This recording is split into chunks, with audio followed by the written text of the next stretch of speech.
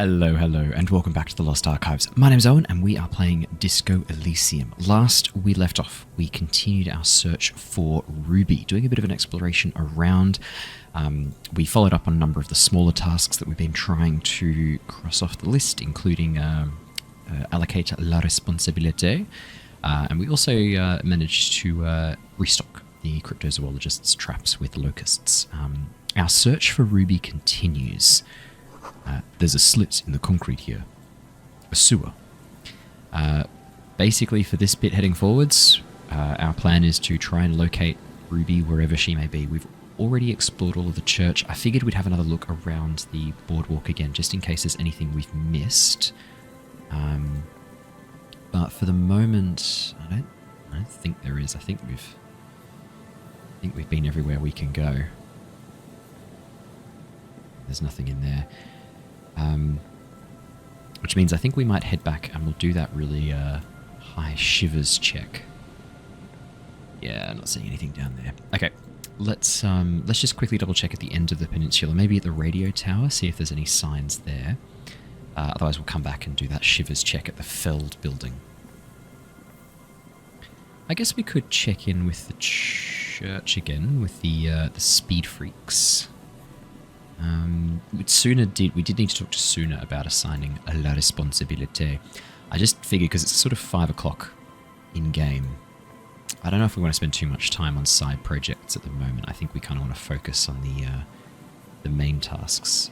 She could be behind that door. We'll head to the end of the peninsula and then I'll come back and check that door again. Just realised I haven't really fully explored that door. Because we couldn't... Oh, hello. Is there something here that would indicate a sniper used this place as a nest for taking the shot? Just some urban detritus, a bottle, and a dilapidated old comms tower. The wind picks up. Fine sea foam lashes your face. It feels like needles. You can take it.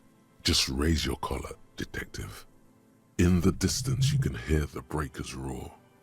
I don't see it, Lieutenant W. Freighter. I don't see a person take a shot here and hit something there. In the whirling in rags. Maybe the campfire was used by the perpetrator. To warm his hands before pulling the trigger? Perhaps. But anyone could have made this. The coast is specked with fires this time of year. He looks around. Truthfully, this seems like a very poor choice to take a 1.2 kilometer rifle shot from. Visibility is awful. There's water vapor everywhere. I think we can rule out... Biddable Prime, was it? Maybe the assailant climbed a comms tower, took a shot from there. It's not possible to climb that ladder. And even if it were, why? There's no platform up there to aim from. The lieutenant looks up, raising his collar. He looks like he's cold out here at the tip of the coast. The jacket is warm, but not for this weather. Kim, you look cold. Maybe a little pilot cap? No. No what? No what? An orange pilot cap would not help? Yes, that one. No to the orange pilot cap. What about cigarette butts? Those? A smoking assailant who favors Tumutiri to Astra or Joan? Cigarette butts are everywhere. This is a common brand for all men. We'll remember that. Tumutiri was a Revacholian colony on Ilmaran. The Suzerainty's population was mostly Ilmaran Areopagites, up to 97%. The region was known for its tobacco export, hence the name. I want to know a lot more about this. Oh, you do? The butts you saw had a silhouette of a boy wearing a coffee hat, a tobacco picker. This boy is the Tumutiri brand logo. Contemporary Revacholians prefer Juan, a local blend from the southern islands, or Astra, a legendary cigarette from Grad. Tumutiri is favored by older men who like its old-fashioned paper filter tips, insane amount of tar, and the sweet smells of colonialism and halva. Halva's really nice. I love halva. If you don't know what halva is, it's a Greek sweet made from sesame and honey. It's really nice.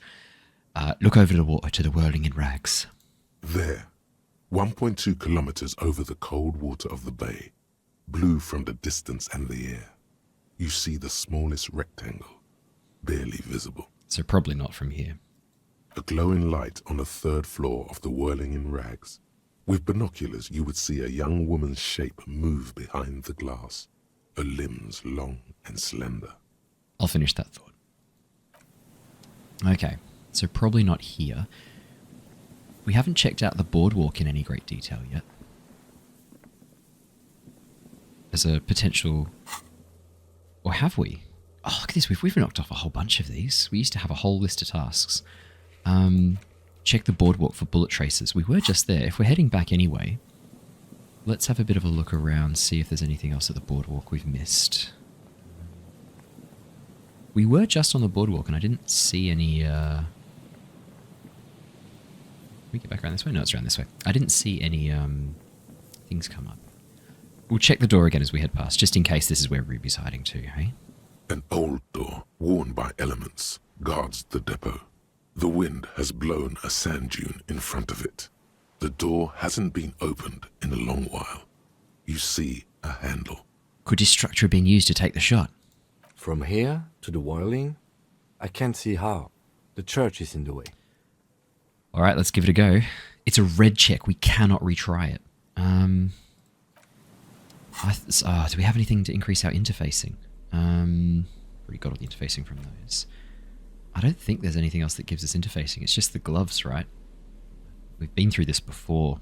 I don't think we get interfacing from anything else in here. An old door, worn by elements, guards the depot. The wind has... You rattle the handle a bit, then push on the door with all your weight. It does not budge. Not only is it locked, it's also jammed shut. Huh. The door's shut tight. How can we get in there, Kim? We don't get in there. What you mean? We get into light everywhere. Frankly, you're just going to have to accept the fact that you can't get in through every single door. I don't know if I can accept that fact. No. We've gotten into every door thus far. That's what we do. We open doors. We're cops. That's our perk. Yeah. Even Everard knew that's a part of our MO. But that's who I am, who we are. Yeah, I understand you. I like opening doors as much as the next guy. But this one is simply beyond repair and we don't have the resources needed to open it. Relax. No one's hiding in there. If we can't open it, others can't either. And thus they can't get in. He looks at the door with a rueful smile. At least you can think about opening it. About doors in general. They are, after all, fundamental to your life. Perhaps something useful would come from this. Hang on, we gained a thought for that? One more door. God damn it. Cannot be. A disgrace. That door on the coast. You remember the one, right? The one that leads to the abandoned supply depot. Why, in the name of all that's holy, does it not open? Why? There has to be a way to get through that unopenable door. By gods, you're the police. All doors are supposed to open before you. What will the others at the precinct think if you can't open a goddamn door? There must be a way.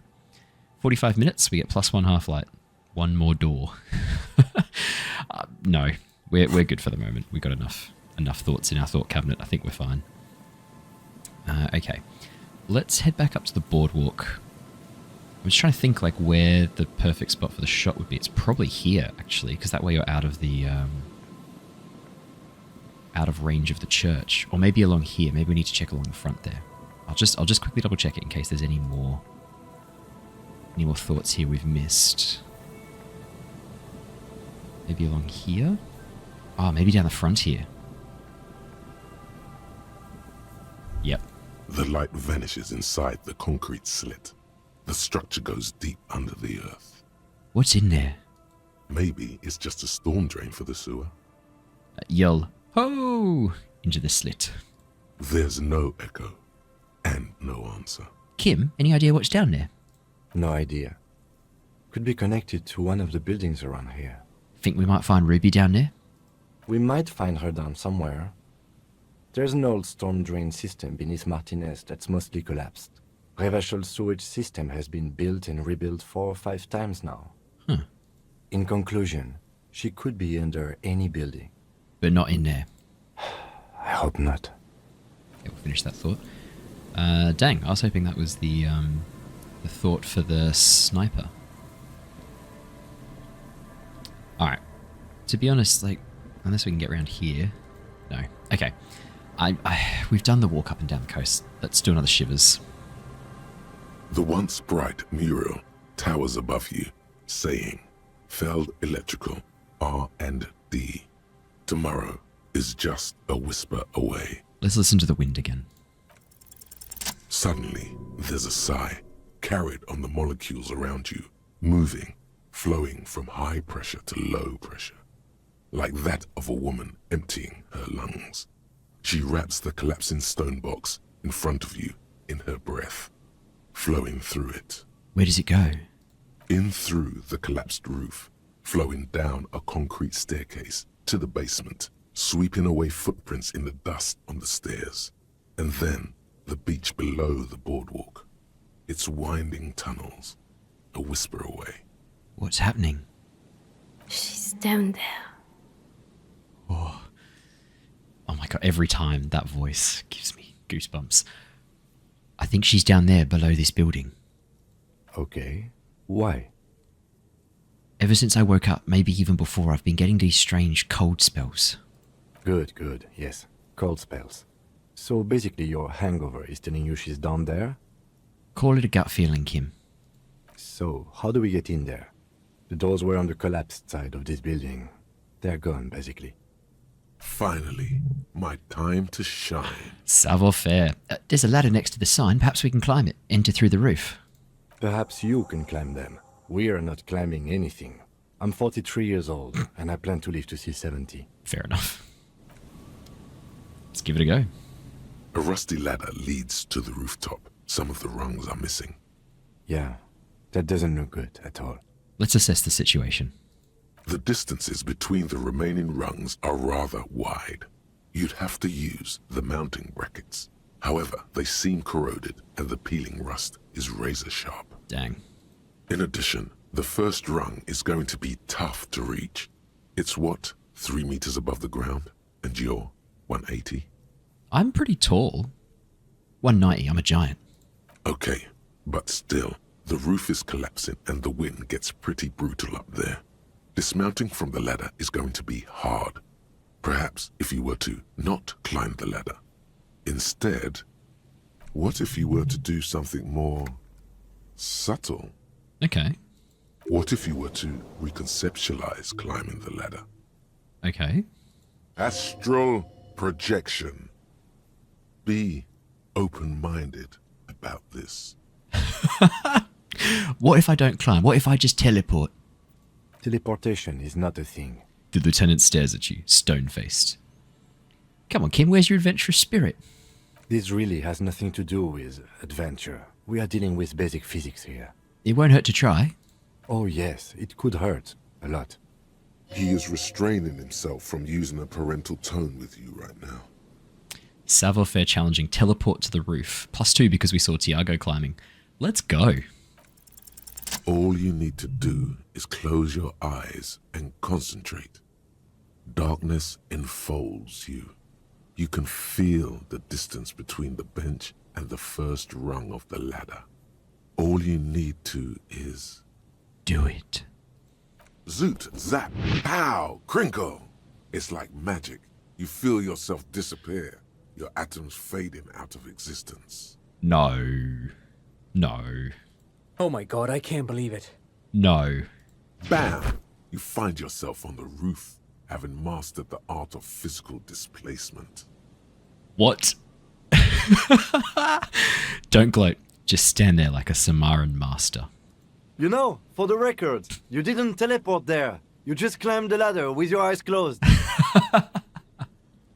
The wind at the top of the building starts howling loudly, blowing away the lieutenant's voice. Faintly you hear, Never mind. Find a way to let me in when you get inside. Don't go adventuring with a backup, especially if we think the suspect may be hiding here. Yeah, it's a good call. We're not going to go adventuring without backup. Okay. I love this game. What have we got here? The central support beam has been destroyed by artillery fire. This is cool. I wonder if there's a way up. Can we get... No, you can't get up there. Okay. Let's head on down, see what we can find. Its glass is covered with grime and dust. You can barely see out. Another postcard. Looks like we gotta go down another set of stairs. Okay, we can do that. Oh, you should take out your flashlight. Okay, alright. Yeah. This collapse nearly sealed the basement. One can barely squeeze by. Antiquated office furniture. Last century, maybe? Brought down and forgotten. So long ago. This overturned table is covered in orange mildew, crawling with something. Old folders in the cart, documents silvery with mould. A series of thick, dusty panes of glass. Oh, inter-easlary suit jacket, +1 suggestion. That'll come in handy. How do I let Kim in? Double check. It looks like there was a door back here I think I missed before. Yeah, there you go. Oh, there he is. 2 rusty metal plates that slide apart form a crude door. It's been here under the boardwalk for a while. Who's there? What do you mean, who's there? It's me, Kim. Stop playing around and help me get the door open. Alright, I'll push the doors open. I love Kim. He's so much fun. The doors seem to be on rails, but they've gotten jammed. You grab a side and put some strength into prying it open. With the help of your partner, the 2 metal panels slide open with a creak. Huh. I hope no one dangerous heard that. How'd you even get there? After you climbed up to the roof, you mean? Teleported. There's a maintenance entrance under the boardwalk. It's next to a drain pipe, possibly a storm drain. It was easy to miss before. Fair enough. He's quite proud of himself. Maintenance entrance. So pedestrian. Yes. It's cool to risk your life climbing rickety ladders. Anyway, let's investigate these passages. Oh yeah, look at that. Cool. Okay. Well, let's check out the basement then if we've got Kim with us. Oh, that's where I came from. Oh, okay. There you go. Fair enough. I wondered how I'd gotten out of here. I guess we have to head around this way with Kim. Oh, I didn't actually mean to click there, but that's all right. Let's see what this bubble tells us. In the beam of a flashlight, a crevice in the wall. Stale fabric smell and dust. No one slept here in months, maybe years. These pots and plates are full of dust and spiders' webs. The same slit window you saw from the outside. A mustachioed and mutton-chopped man, amateurishly depicted, gazes at you with sad eyes. The plaque reads, K. Mazov. There is a spider web in the lower left corner of the portrait. I'll brush the dust off. Years' worth of dust is shaken off. The full head of hair, matched by an ample moustache and sideburns, look a bit silly. That's what I'm rocking. Someone crouches, heels digging into wet sand. Hands sweep across the sand. Grains stick into the frayed skin of the fingertips. An old man sits on a slab of concrete and taps his fingers against the glass of a scope. You shudder. Okay. Interesting. It's Krasmazov. What a troublemaker he was. Yes. Looks like some latter-day radicals were hiding out here. They left a long time ago. A long time ago? How long do you reckon, Kim? Half a century? This was probably part of the network of defense posts the communards built against the amphibious landing. I think the purpose of this bunker was to produce propaganda. It would have had radio equipment back then, but that's all been looted. What's with all these secret weapon caches and bunkers? We have found a lot of those lately. I guess what most people think of as history tends to linger in rundown neighborhoods. Martinez being what it is, no one has gone through the trouble of cleaning out the old bunkers. Good hiding place for someone who's up to no good. Maybe I should move in here. Seems cozy. I won't stand in your way, but only after we're through with this case. Could it be connected to the Mazov bust we found in that student's room? Millions of depictions of Mazov have been produced. They're not all connected. Besides, that looked like some student. The youths always go for this kind of stuff. Could someone have stopped through here recently? You mean like Ruby? No, I think we've stumbled on a piece of history. Okay, we'll leave that be. What's up here? Revolutionary propaganda on the bunk bed. Ancient flyers and brochures. Revolutionary's hat +1 to Mazovian socioeconomics. Fair enough. Let's head on through this way then. Let's see what's down the tunnel. Boot prints in the sand.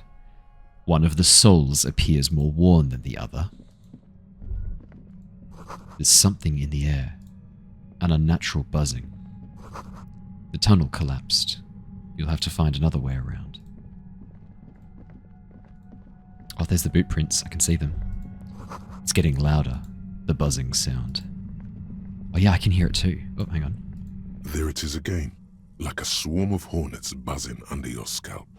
A strange tingling you can almost smell. Lieutenant, do you feel something?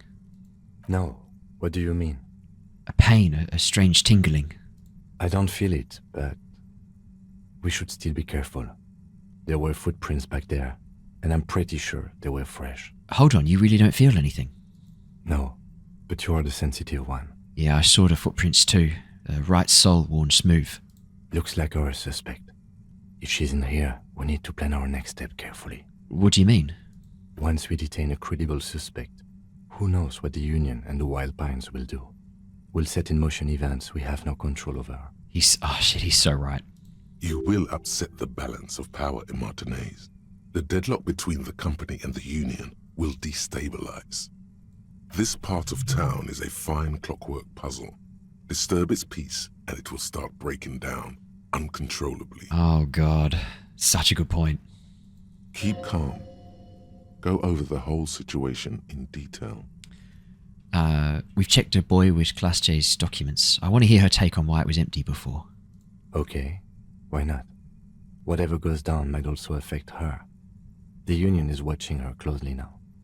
Not closely enough, you suspect, but still, good idea to visit her once more. Do you think whatever happens will affect our cryptozoologists? You mean Morel? I don't see how cryptozoology and the murder investigation are connected, but the situation in the city will get tense for everyone.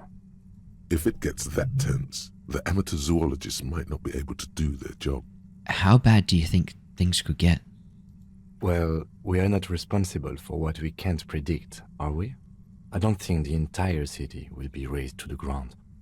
Let's try not to worry, he thinks. If you can't predict it, there's nothing you could have done. Kim, we found out Everett's plan to take the harbour. Maybe we should tell Joyce about it. I leave that to your judgment. You already know what I think about cross-pollinating information like this. It's dangerous, but... He just can't be sure. Maybe it will yield something useful. What do you think's waiting for us in there? I think I see a cavern. Maybe more cellars? I think we've been careful enough. We still have the element of surprise. Alrighty. I wouldn't be so sure. You haven't exactly been sneaking. Or maybe not. Either way, once we go deeper, there will be no turning back. Maybe I shouldn't have the torch out. See what's down this way. A concrete pipe buried in sand and dust. It feels strange.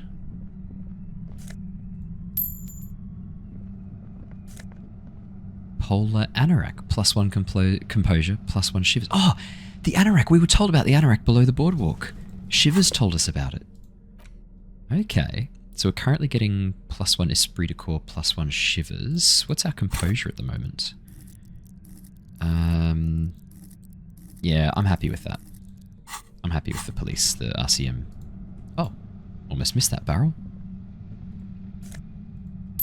Won't say no to some more rail. Suddenly, your entire body is paralyzed. What? Aggressive white noise fills your skull. A strange pain, like you've never felt before. Through the static, you hear a woman's voice. What the hell? It's like 1,000 radio stations are being blasted into your head all at once. But her words are the only ones you can make out. I know you're feeling pretty uncomfortable right now. Don't move too much or fight it. That'll just make it worse. Can't say it's a pleasure, officer. I was really hoping not to make your acquaintance. But here we are. The voice coming through the whirlwind of pain is not malicious. She doesn't want to hurt you, but she has to. Does she have to, though? Doesn't wish to hurt you, not according to your ear canals. Wait, no, not even your ear canals. This is going directly into your neural pathways. Alright, let's cover our ears. No, buddy. Oh, That's no. not going to help. You can't shield yourself from this. It's an entirely new type of experience. Way worse than all the previous ones. What is this? Don't focus on the pain. Focus on doing your job. Tell her she's under arrest. I don't think we want to tell her she's under arrest when she's literally got us locked down. No, Volition. We can normally trust Volition, but this seems like a stupid thing to do. Tell her she's under arrest. No, I'm not going to do that. We need her to stop. We need to turn this off. I'm not 100% convinced it was her. What's happening to me? I'm using a pale Latitude compressor. You and your partner have been caught in its field. Oh. The explosion of static you're hearing Oh. is the ULAN frequency, blasted from that pale emitter that Angus mentioned. I saw your equations. It's the Ulan frequency. Saw my equations? You've been sniffing through my lorry, right? I expected as much. I am a bit surprised you knew what you were looking at.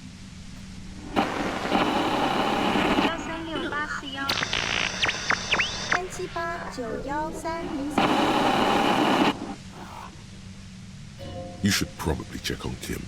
That's what good partners do. I'll check on Kim. Right behind you, officer. Eyes closed, the lieutenant is doubled over. He's still alive and breathing. A pale Latitude compressor is used to sort of make the pale more manageable. With a lot of these, you can force a radio signal grid on the pale, literally crunch the distance across it. So I love all this stuff about the pale. Signals are relayed across a series of repeater stations fixed to buoys. Not a fun job manning those stations. All alone out there in the pale, people lose their minds in just a few years. I'd believe that. So, what we are experiencing is a concentration of radio waves. He gestures towards something with great effort. Precisely. This is an industrial strength paraboloid. It's meant for forcing dimensions on something that doesn't have them. Needless to say, the frequencies used are out of this world. At the upper limit is the large prime number generator station. It's used specifically for pale latitude compression. That's why you may be hearing some numbers. But you might also hear, or think you're hearing, local radio chatter. She's been holed up in here for a while with no one to talk to. Keep her talking, and you just might get an opportunity to break loose. Will I stay? How'd you get your hands on this thing? I built it myself. She nods toward her torture device. And she's proud of it too, as she ought to be. This is way beyond your abilities. That's illegal. I'm guessing it's patented. But we are beyond that, aren't we? Good on you, Kim. Oh yeah, way beyond. She studies her death ray and the law officials trapped in it. Will I stay like this forever? No. Once I shut down the compressor, the pain will end. It may take a few minutes for you to steady yourself, though. It's a bit like waking out of a very confusing dream.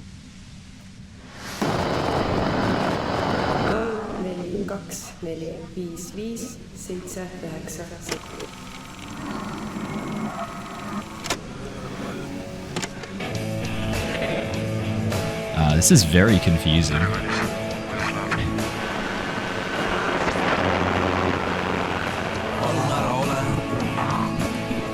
Have you experienced a compressor yourself? Yeah, I stuck my head in there before using it on you. It seemed like the ethical thing to do. Can't say that I enjoyed it. The field was weaker, but I can imagine what you're going through. This is great. Yeah, this is all great, but let's talk about the man who was killed. Yeah, let's not talk about that shit. You were hunting me and fell into my trap instead. That's all there is to say about it. So she thinks of you as hunters, not cops, and of herself Please. merely as prey. Please, could you just turn it down so I can ask you something? If you've got something really important to say, you can do it through the white noise.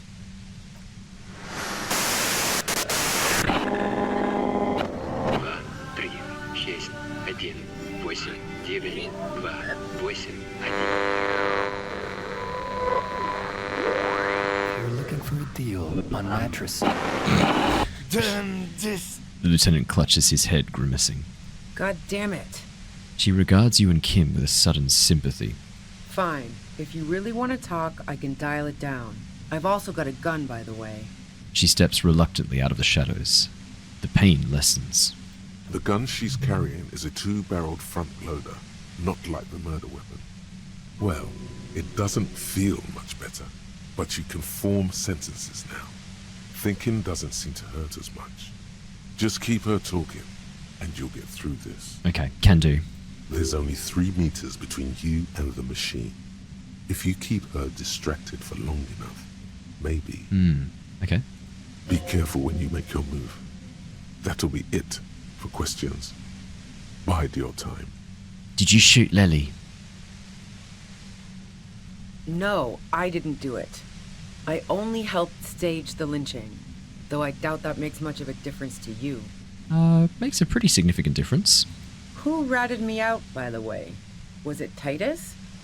No, he wouldn't have broken first. You're right.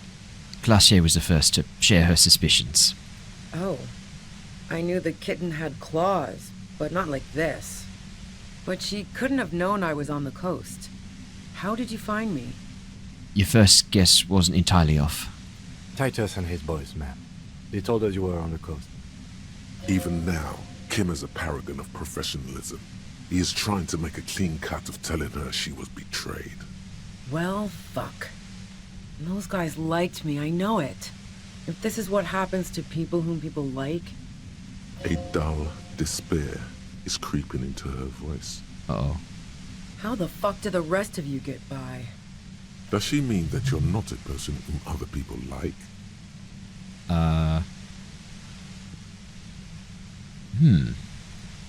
Wait, wasn't it you who called me the human can opener? It's not personal, I opened them up. I did, didn't I? Now you've come for me. Pfft, fuck them all the same. I thought I could try and, repair her relationship with the Hardy boys. I don't know why I'm trying to do that. That did make her forgive them. Okay. A little. I do it by asking questions, and I have some for you. Like what? I already told you I didn't do it. A strong moral compass. She still wants the opportunity to make a case for herself. Do you have an alibi for when Lely was shot? Man, I was with the boys the whole night. I hope they at least bothered to impress that upon you. There were 10 minutes they couldn't account for. Was it 15 minutes? Oh no, I can't remember. Yeah, there were 10 minutes they couldn't account for. You mean the length of a toilet break? That wouldn't even have been enough time. It's 15, damn it. Our investigation has shown that 15 minutes was just enough time to commit a murder. Wow. Now I'm curious. Please, explain. Play pinball much? No. Not since I was 14 and hanging out in the only diner in Dardun. Haven't been into low-risk, no-reward games since moving to the city. Okay. Why? There are some... never mind the pinball then. There's a secret way from the world... Nah, let's tell her why. There are some mysterious pinball machines in some pretty mysterious rooms in the whirling. Yeah, and probably some ghosts from the time of the suzerain. I'm not really interested in supernatural mysteries. What about elevators? Do you like elevators? The fuck do elevators have to do with anything? Do you or don't you? Not particularly. Not even quaint old rickety ones. I'm not really into old shit for old shit's sake. God damn it! We're going to take a damage point for this, and we deserve to. So you know she's not an antiques enthusiast. Not my jurisdiction, man. But it also doesn't sound like she used that secret route at all. Look, there's a secret way from the ground floor of the whirling to the roof. Don't know it, but also... She frowns, studying your face. Evaluating your competence as a police officer. The shot couldn't have come from the roof. Or we would have all heard it downstairs. She has point there? No one mentioned. The pain stops him from finishing the sentence. That didn't go super well. You've got to lay something better on her. You're running drugs for the Union. I've been through your lorry. So, Heart of Gold Tommy fucked me over too. Never trust a musician. That really comes as a blow to her. No, he didn't. I found my own way in. Okay, great. You got into my lorry on your own. What now? You're going to arrest me for drug trafficking? A bitter smile. Beneath it, she's relieved Tommy didn't betray her. You had a financial incentive to kill the merc.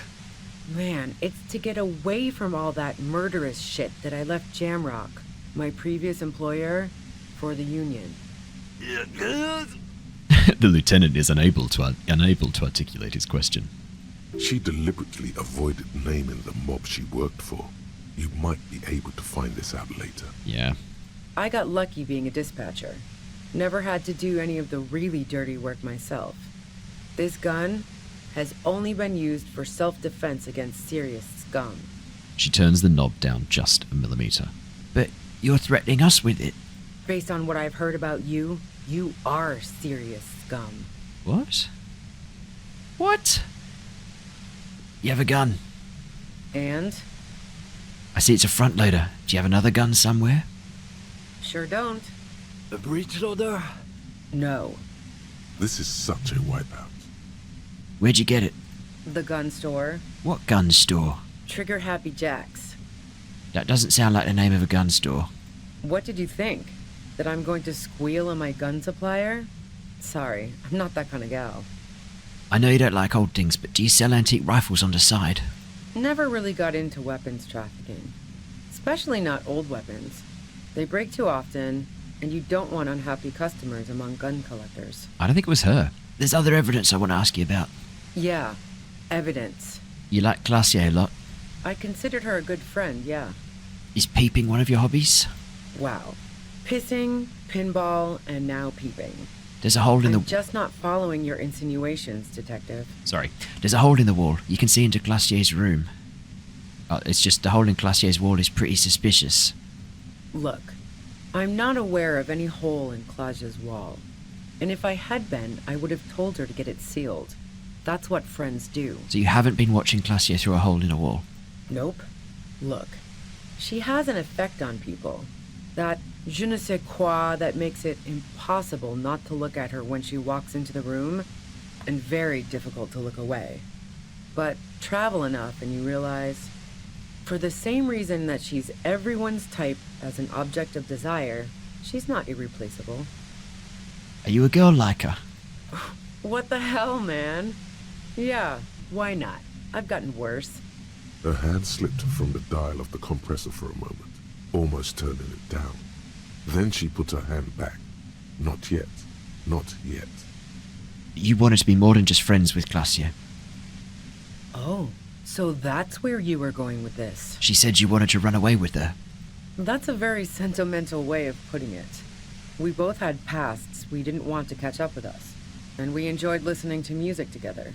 Why not go on a road trip? Glacier's manipulated us. I said it didn't actually go together that nicely. This is a much more reasonable explanation for the situation than what Glacier was proposing. The lieutenant watches her expectantly, occasionally shaking from the pain. Okay, fine. I was into her. Clausy was into me too for a time, I know it. We even fooled around once. And yeah, after that I thought maybe we could make a go of it. But... Glacier only said they maybe kissed. Someone is lying here. Wait, Glacier said you only kissed. If that's what she wants on the record, so be it. I'm not about to go into details for you to jerk off to later. No, but it's important to know where the lies start. Seriously, just move on. Then what happened? She rejected me with some wishy-washy bullshit about how she was confused because she felt so close to me and valued my friendship so much, and how guilty she felt for leading me on. I knew that wasn't the whole story, but thought, fine, I'll take it and move on. No ill will there. It wasn't a problem for her. Oh. Glacier said you got very angry when she started seeing Lily, that you threatened her. Yeah, one time when we'd both been drinking, I said some heated things about how dangerous her patterns with men were. I was a little worried she'd blow it out of proportion in her head. All the drugs she was doing can make you feel like you're living in a DeLorean tragedy. I don't think it was Ruby. By the way, DeLorean tragedies are still held in high regard for innovation in language and motifs. They are also known for overwrought emotions leading to catastrophic outcomes. And despite everything, you helped her by staging the lynching. Yeah, the girl seemed terrified. The merc was beyond caring what happened to his mortal coil. It was a no-brainer. There are other things I ask about. Go ahead. It's your body. I shouldn't laugh at this. And mine too, he thinks. But keep on. This must be done. Did you leave any flowers for Classio on a roof? No. Gifts of flowers and candy aren't really my style. These weren't just flowers, they were symbols of revolution. So now I'm leaving revolutionary symbols around? Come on. But Classio was mourning.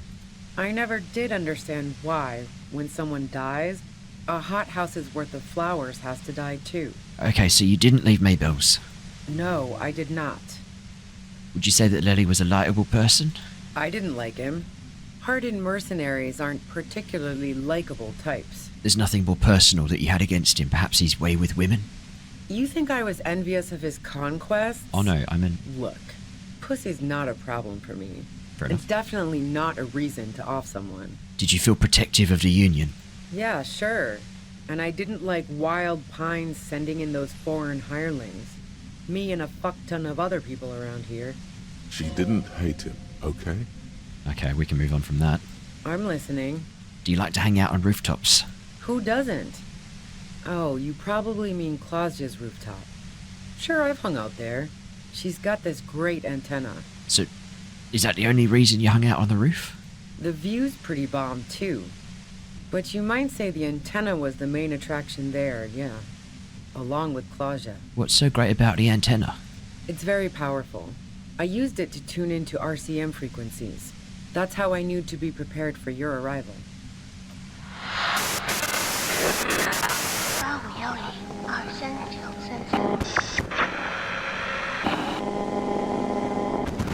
Come in.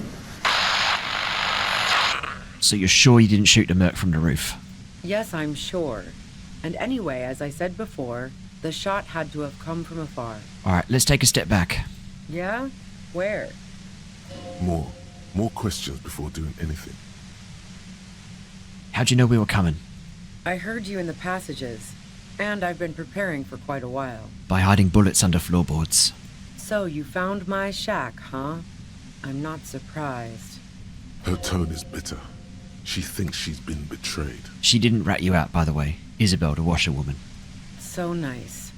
That's one knife I didn't want to find in my back. You're desperate, aren't you? I was. Before I caught you in the pale Latitude compressor. I'm fine now. Nah, she's lying. That's her admitting the bullet was an emergency exit. It was dark in the shack. The waves outside had calmed down. She looked at the loaded gun. Then she cracked the barrel open and took the bullet out. Not today. Who killed the merc if it wasn't you? How should I know?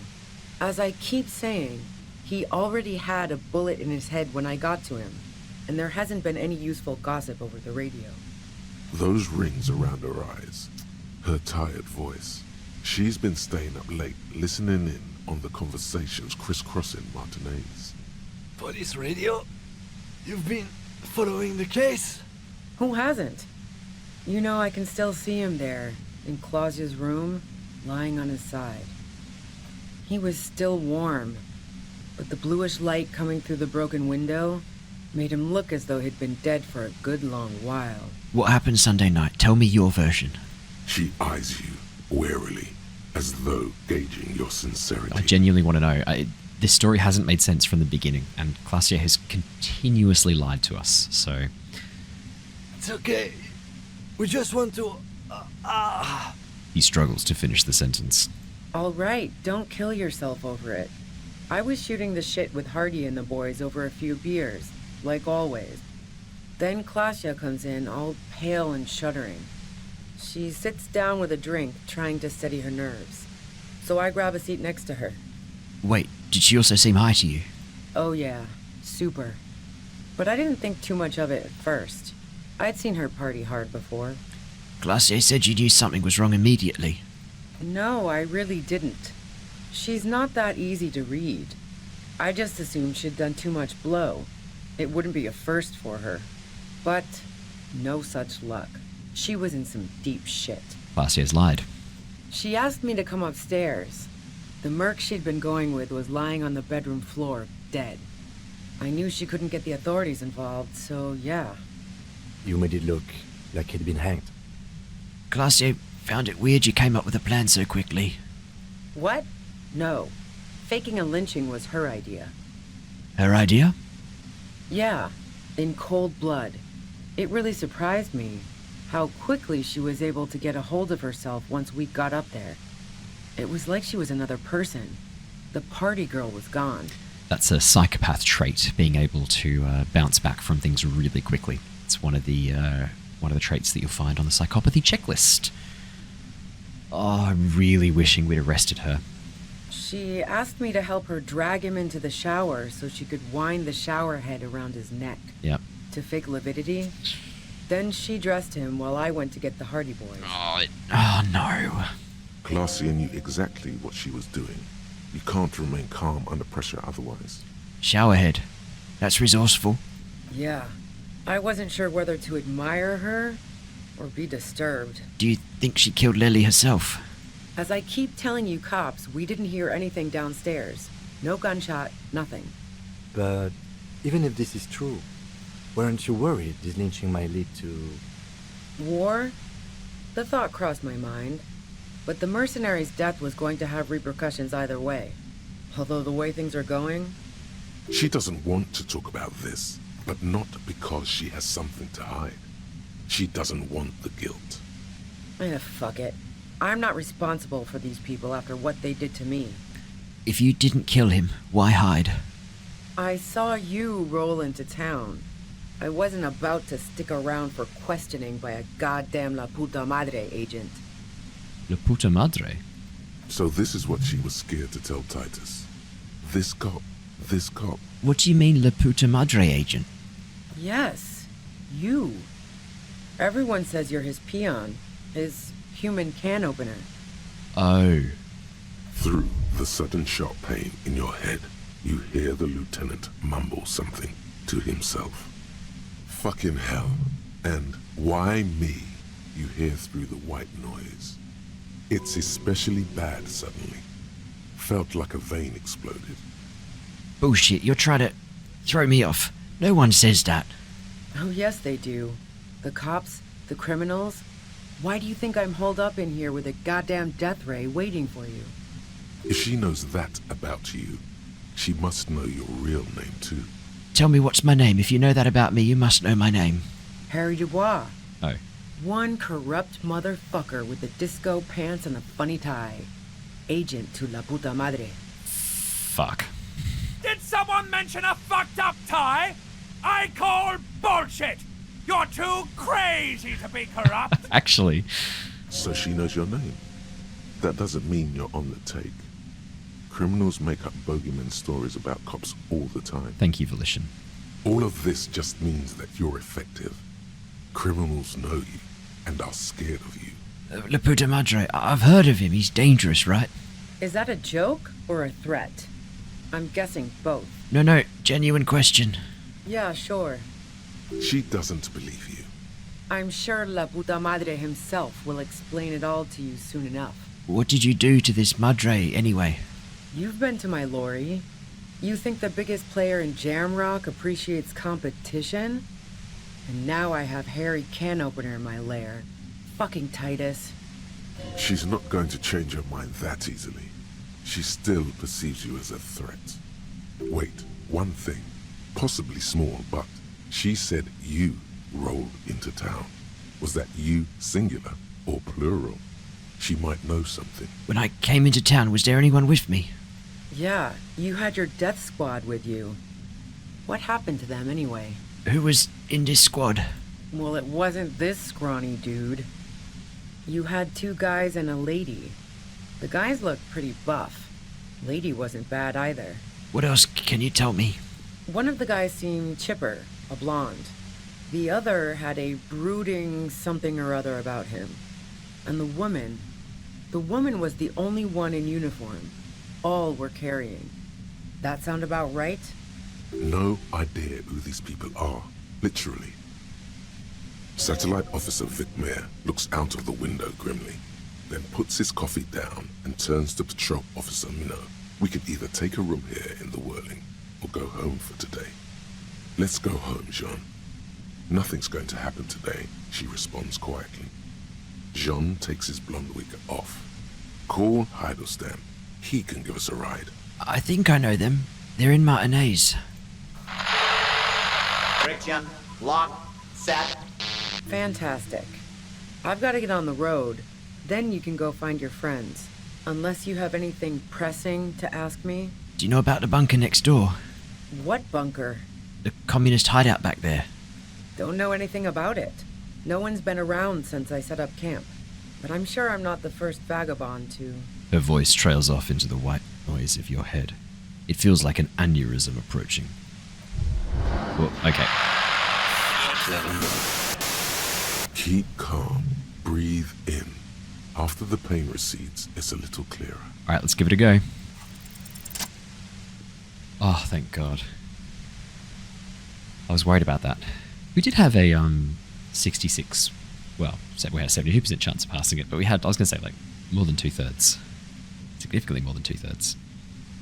Oh, okay. You did it.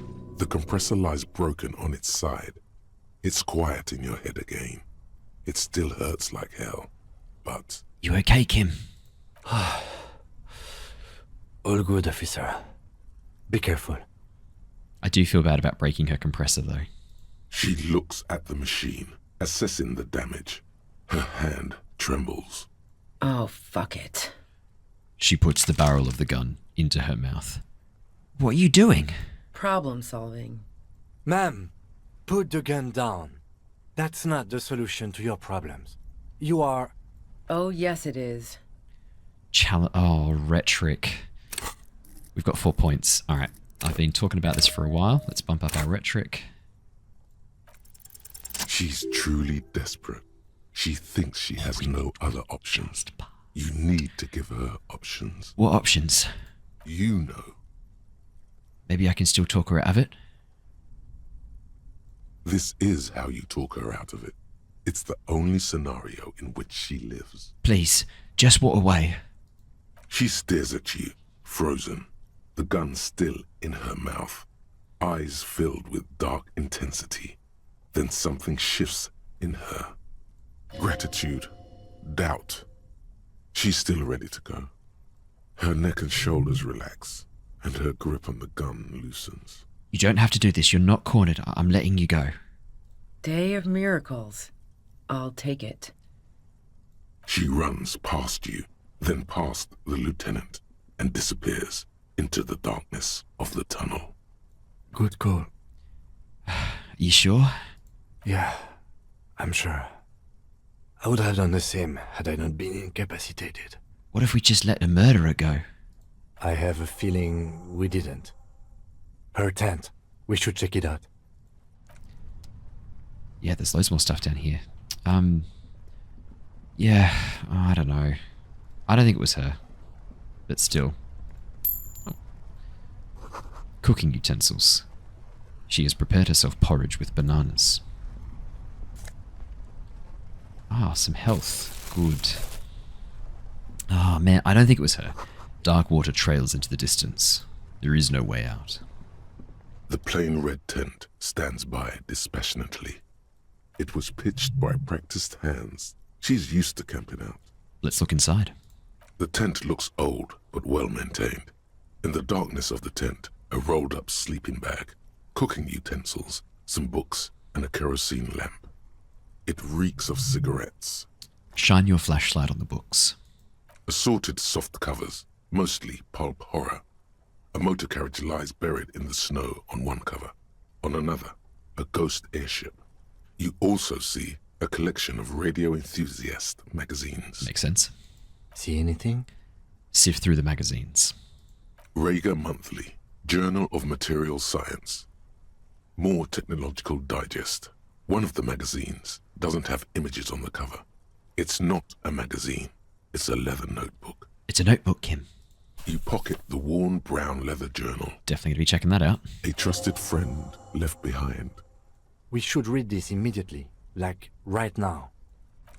We will do that right now. We've got... It's the postcard. Okay, let's have a look. A thick journal. The cover is worn like someone used to carry it around in their back pocket. Let's examine the cover. It's made of full-grain leather. The lower left corner of the back cover sports an embossed brand name, Schneller. Schneller is a stationery brand from Gottwald, beloved among architects and engineers. Makes sense. She's got good taste and must have taken whatever she recorded here seriously. Let's unwind the strap. The journal falls open. About 2/3 of its ruled pages have been filled. Let's study the handwriting. The large cursive of someone who writes quickly and confidently. Perhaps too confidently. Many phrases and even paragraphs have been crossed out, with tiny corrections scrawled above and in the margins. I will flip through the pages. It's a mix of logistical notes, diagrams, and personal reflections, all dated. It's good she left in a hurry. We could learn a lot from this. What kind of logistics are in here? Hard to tell exactly. It's mostly noted down in code. Looks like contact information, quantities, directions. Okay, makes sense. There could be useful information about local operations in those notes. We have a junior sergeant at my station who's good with codes. I can give this to her after we finish this. What are the diagrams of? Esoteric radio technology. The most recent ones probably pertain to the Latitude compressor, sketches, calculations of distance and density. You make out a familiar spiral shape. Anything personal? Short, wry observations of people and places. Probably a way to pass the time on the road. Also, what appears to be attempts to sort through some difficult decisions. There are a few passages with many questions in them. Staff issues. Always tough on the leadership. You smell traces of betrayal. How far back do the entries go? The first entry is from August 2nd of last year. It reads simply, I know my position is precarious. All I can do is make myself as useful as I can while looking for a way out. Remember, no one is indispensable. What did she write the day Lily died? Nothing on March 4th. March 5th, though, well, that's bound to come back and bite me in the ass. I'm bad at this. Loyal to a fault. But that's another matter entirely. She is referring to betraying her previous employer.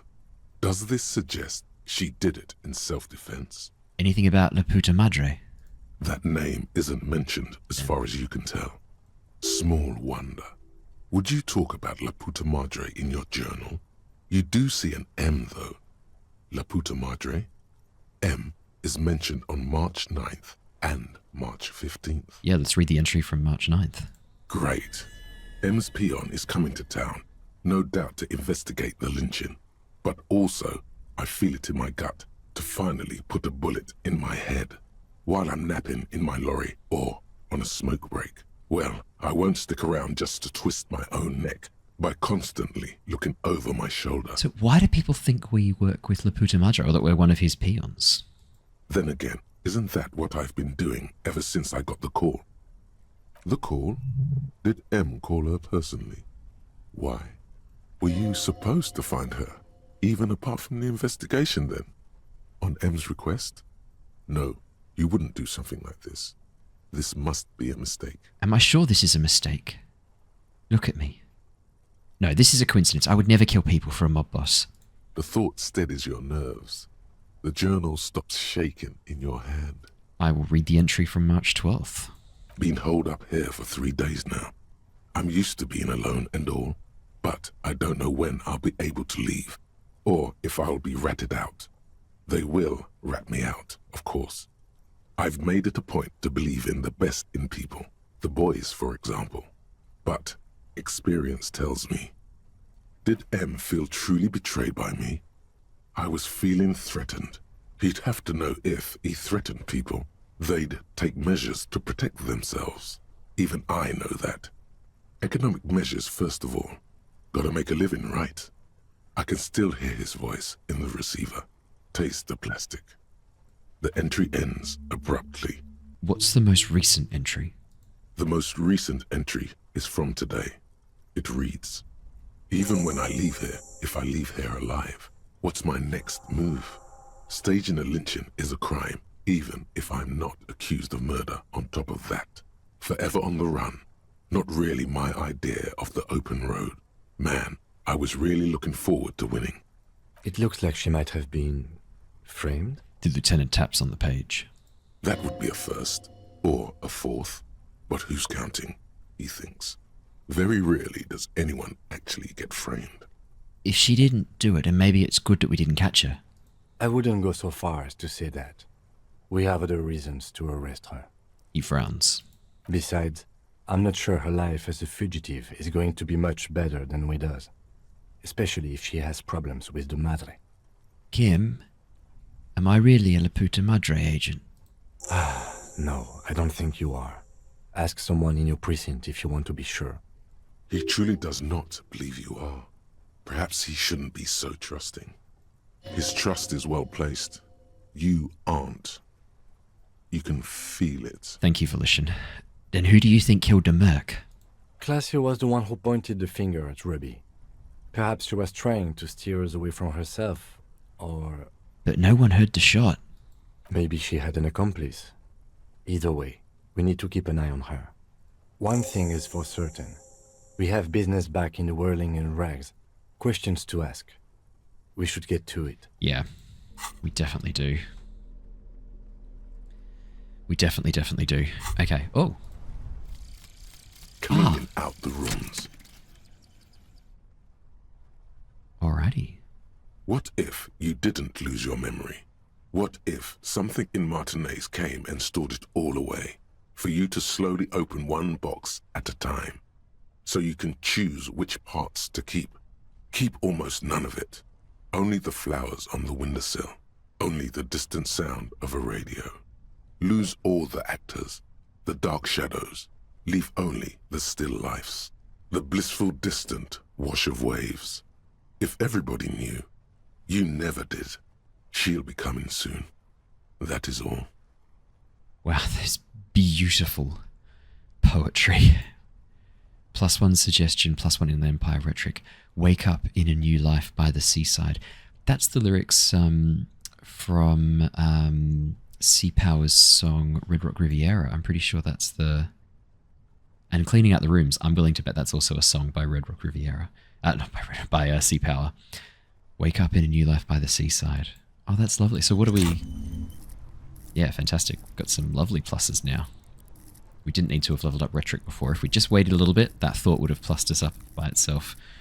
It's not like we haven't got enough bonuses. In fact, I can't believe I'm saying this, but let's bump up authority to 6.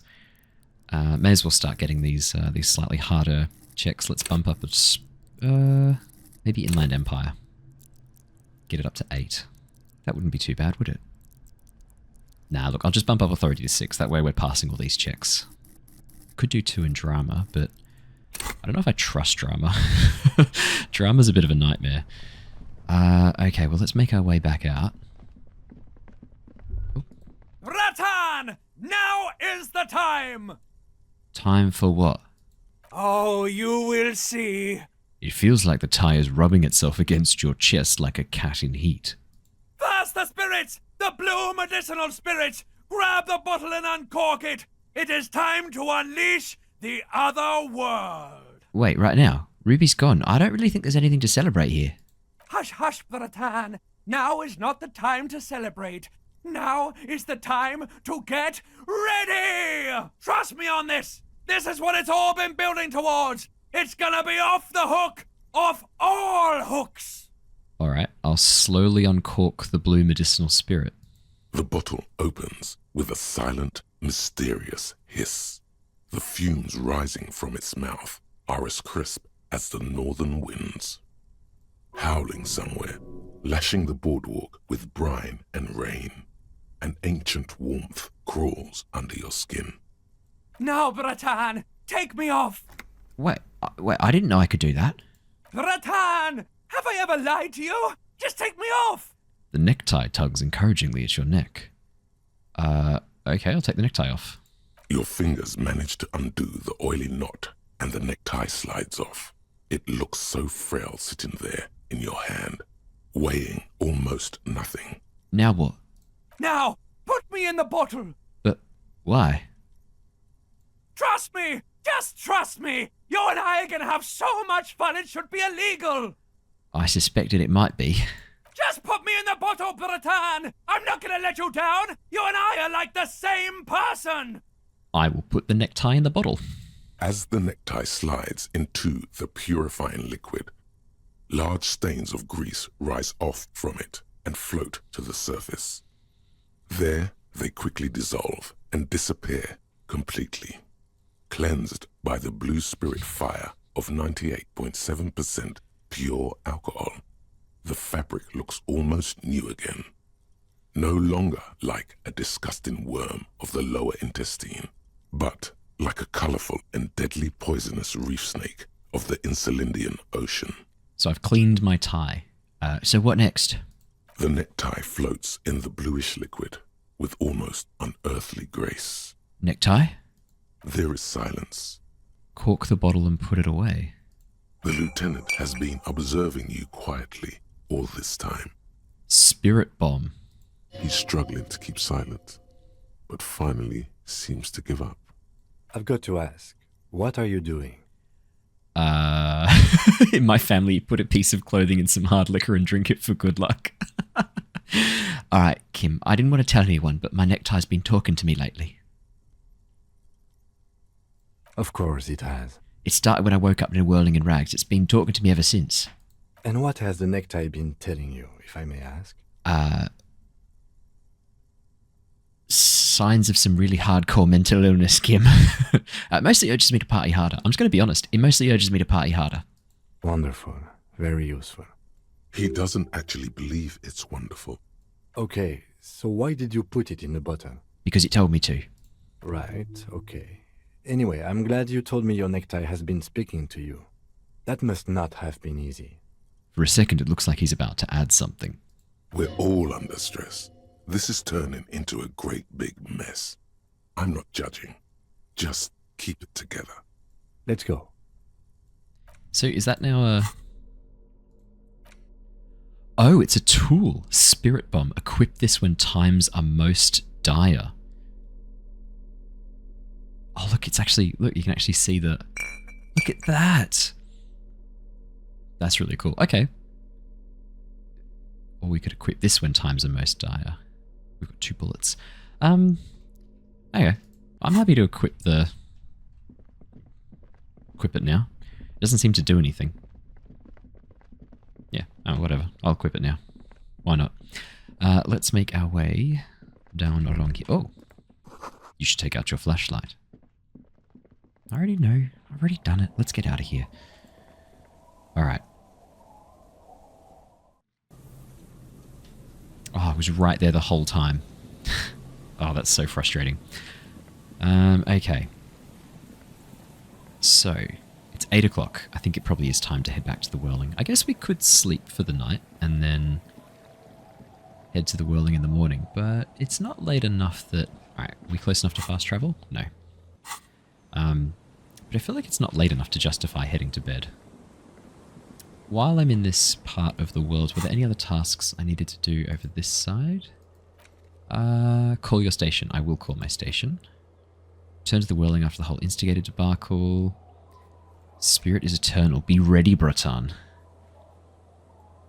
We still haven't found any bullet traces on the boardwalk. I guess I could quickly take a moment to check the rest of the boardwalk. Let's do that really quickly. Oh, and I need to heal too. How many have I got? 10.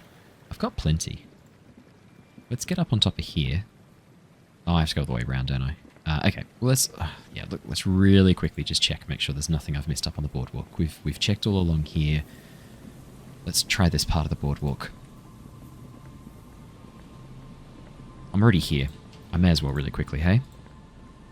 See if there's anything I've missed. Locust still buzzing around in there. So where was the point of the boardwalk we could investigate? Sunday friend is still there. Oh, we missed this. There's absolutely no way in through this door. Alright. Not down there. It's clicking through. I don't think there's anywhere else to investigate here. I'm not seeing any, not seeing any thought bubbles pop up. I guess we can walk all the way to the end of the boardwalk where the body of that husband was really quickly, but I don't think it's popping up. Maybe our perception's not high enough. I guess we could bump up our perception again. It's funny, I just feel so exposed having so little health. Having 3 health. What if I need to make an endurance check?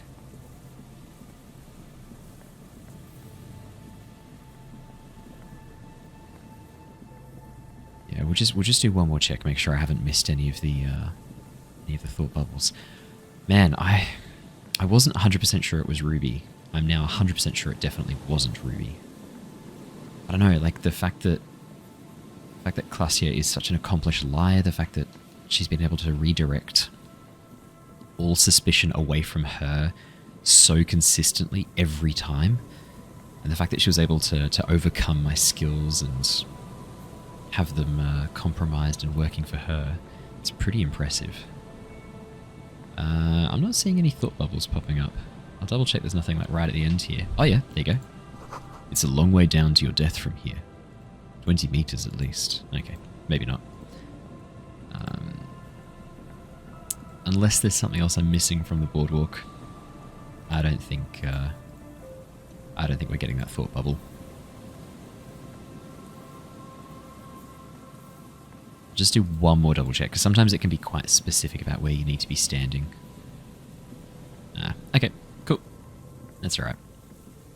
Let's make our way back over. Actually, we can fast travel from here too, so that's hardly a problem. Oh, no? Not from here. From outside the church, eh? Oh, we can't fast travel. Interesting. Interesting.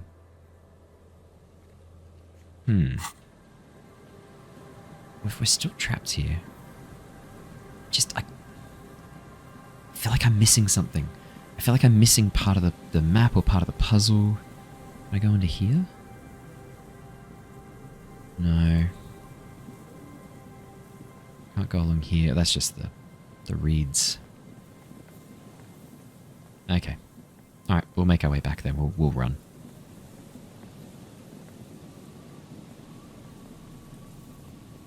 Yeah, it's interesting. I can't help but... I don't know, I feel like I have this feeling I've missed an important clue somewhere. It's really bothering me.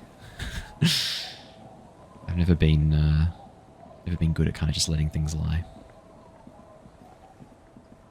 I need to go around this way, don't I? Oh, okay.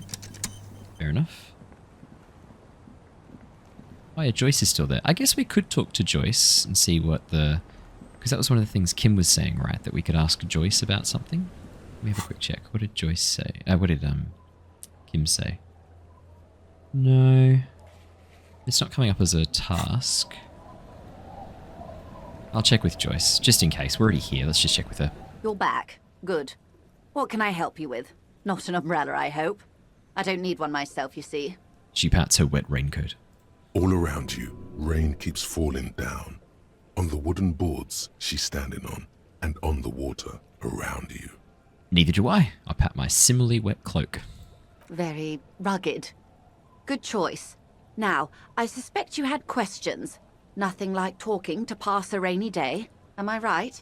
Was there... I felt like there was another question we needed to ask her. More lessons in basic? No. Glad to have been of assistance. She's not even asking you anything. It's so easy to just say.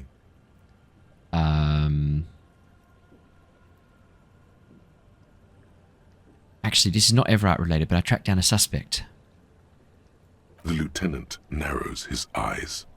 I do not think that's a good idea. Shit, okay. That's great. For the investigation, I mean. That's really all I can say about that. Naturally. I completely understand. But you mentioned something about Mr. Clare? Or something in conjunction with the Union even. Damn it. I might have gotten the wrong idea, but... Curiosity for the Union burns brighter in her than curiosity for the case. No, okay. Of course, Detective. Well, Boat, no. good. Wild Pines. There was a touch of discomfort, No. she nods. Strike at the Of harbour. course. The scabs at the gate, did you put them there? The scabs? You mean the huddled masses of Jamrock, come to plead for work where the Union refuses to? Don't let her answer it herself. Let's call them strike breakers. You put them there, right? To answer your question, yes, they were organized by Wild Pines. The contractors picked them up from Jamrock and drove them over. This is standard practice. The company reserves the right to man its stations. That's all I needed here. Let's change the topic. Of course. How else can I help? Don't tell her you've met Everard right away. There's time. No, okay, cool. I thought there was something else Joyce was going to tell us about, but it doesn't seem that way. Okay. I don't know why I went back up this way. Oh no, I have to. I couldn't have gone down along here. Let's head along the coastline. We'll make our way back into Martinez. 8:14. Yeah. We've investigated the boardwalk. There's nothing else there. I'm still struggling to... Oh, right, I have to come up on top. I'm still struggling to let go of the fact that I haven't investigated the boardwalk for signs of the origin point of a bullet.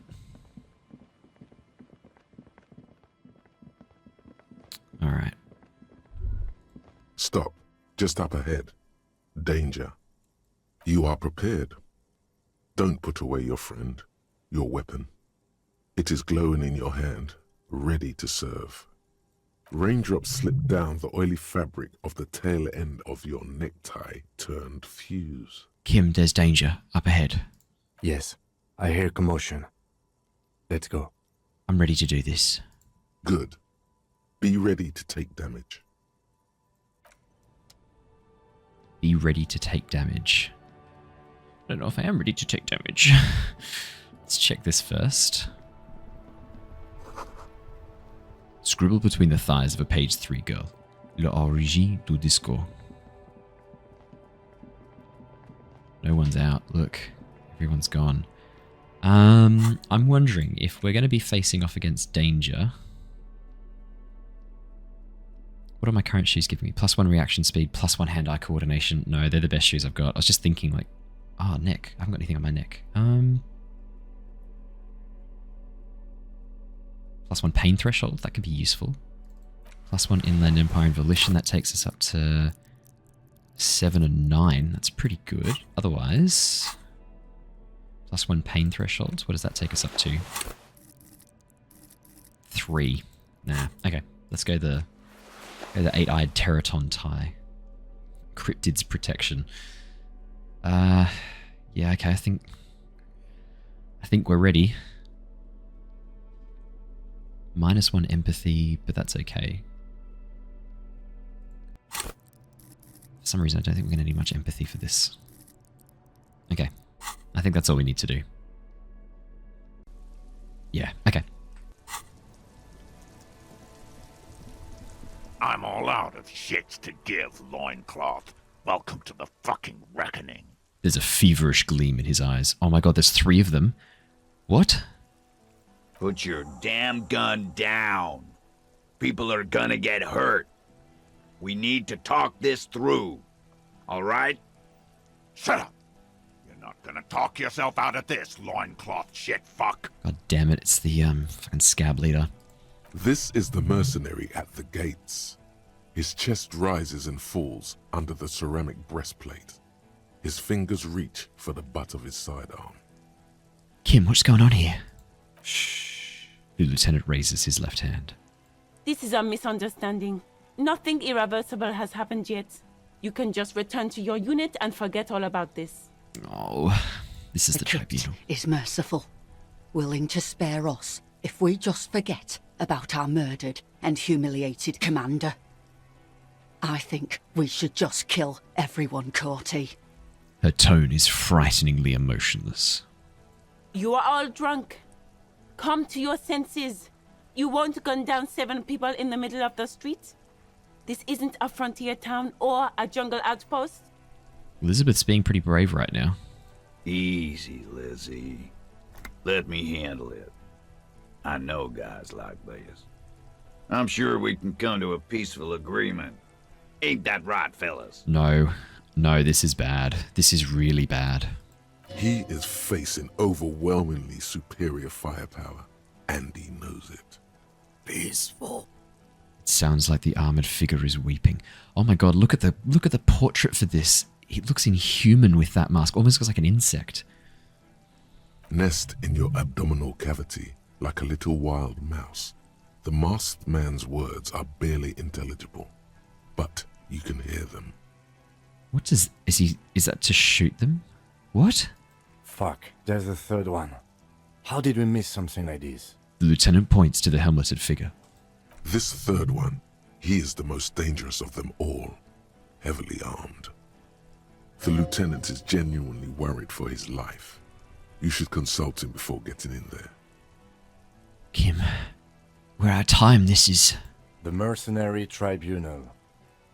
The lieutenant nods. What do we do? My plan is not to get killed, but we have to intervene. The big one. It's the mercenary at the gates. If this turns into a firefight, we should take him out first. Oh, okay. A sound strategy. He's the leader. Stop. This is the police. And let's get in between them. Get lost, comedian. You cops had your chance. Now it's fucking time for some justice. He licks his lips, waving his gun at the crowd. Losing his balance for a moment, he staggers backward. I think he's calmed down a bit. Has he? Pig fuck! Is the only word you can make out. It doesn't sound calm. I can see you're drunk. Ah, yeah. Welcome to the fucking party. You're probably gonna get killed too. I don't give a shit if you're cops. No one is going to kill anyone. Let's just put the guns down and talk like civilized human beings. With a wordless gurgle, the killer loads his long rifle. The leader gives a small nod to the helmeted man. Suddenly, the blue medicinal spirit in your hand seems to have a pulsating glow. It feels enticing somehow. All right! Endgame! Light me on fire and throw me in his face! What? Wait. It's a good thing you have an anthropomorphic petrol bomb. It really is. But you have to soften him up first. Present an argument. Okay. Even if it comes to a fight, it's a good idea to get under his skin first. Yeah. I don't know about this getting under his skin. What if he gets under yours? I'm barely keeping your hand from trembling here. Oh. No, please. Peace. It has worked this far. Start with the first idea you have. Move down from that. Okay, that was a challenging empathy. Okay. Who is that? I didn't know you had a third guy. Is that a good thing to call out, though? Yeah, look, at least he might answer. Who is that? I didn't know you had a third guy. Rude. Rude is the killer. Rude, the killer. Owen Cloven. He doesn't talk much. All of you cunts inside out. What was that, Rude? Rip you open. Perhaps it's for the best. Him not talking too much. The killer? The gunner. The raddest. The killer. He points to the figure clad entirely in ceramic plate. What do you think he does? There, on the rim of Owen Cloven's helmet, you count little stick figures. 19, 20, 21. Count the figures. Count the figures. About 50 little stick figures. All of them black, plus 2 little white ones in the end. Oh, good. So he's a mass murderer and a racist. These men served in Seminine, the native islanders. The two little white figures in the end are from when they moved to Revachol. They're recent. Kills black people almost exclusively? That's right. Plenty of kips here in Revachol, too. Lizzie, we need to get Lizzie out of here right now. And is it Marcus? We need to get them out of here immediately. Oh, and the older man too. Oh no. T, let's Eugene. fucking do it. The man presses through his teeth, his hand on his belt. Gene. Yeah, Eugene, yep. Easy. Easy now. Listen, they didn't do it. They don't care. They don't care. There's no point even saying that. They don't give a shit. You're all drunk. Look at yourselves. Yes. So what? Your judgment's impaired. You'll regret this. Nah. I'm clear as day. Fucking government-ordained super soldier. Enough already! What is this? We didn't come here to fucking chat! Interrupt me again and I will execute you on the spot, Lance Corporal. Okay. Pretty good to set him on fire. Rhetoric. Think of an argument. Talk about the hanged man. Okay. We've got some options here. I don't think... Listen, they didn't do it's not helping us at all. They don't give a shit. They've just said we should kill them all, regardless of who did it. I don't think there's any point doing that. The Wild Pines rep does not approve. Yeah, as if he cares. As if any of these people care. Let's think of an argument. All right, here we go. This is an illegal tribunal. Cranor would never sanction this. Who's the commanding officer? Take your pick. Really, none of this looks like it's going to do anything but piss him off. I was just thinking that. You only have time for one argument. Oh, shit. Choose wisely. Probably this one. Who's in charge? Just a question.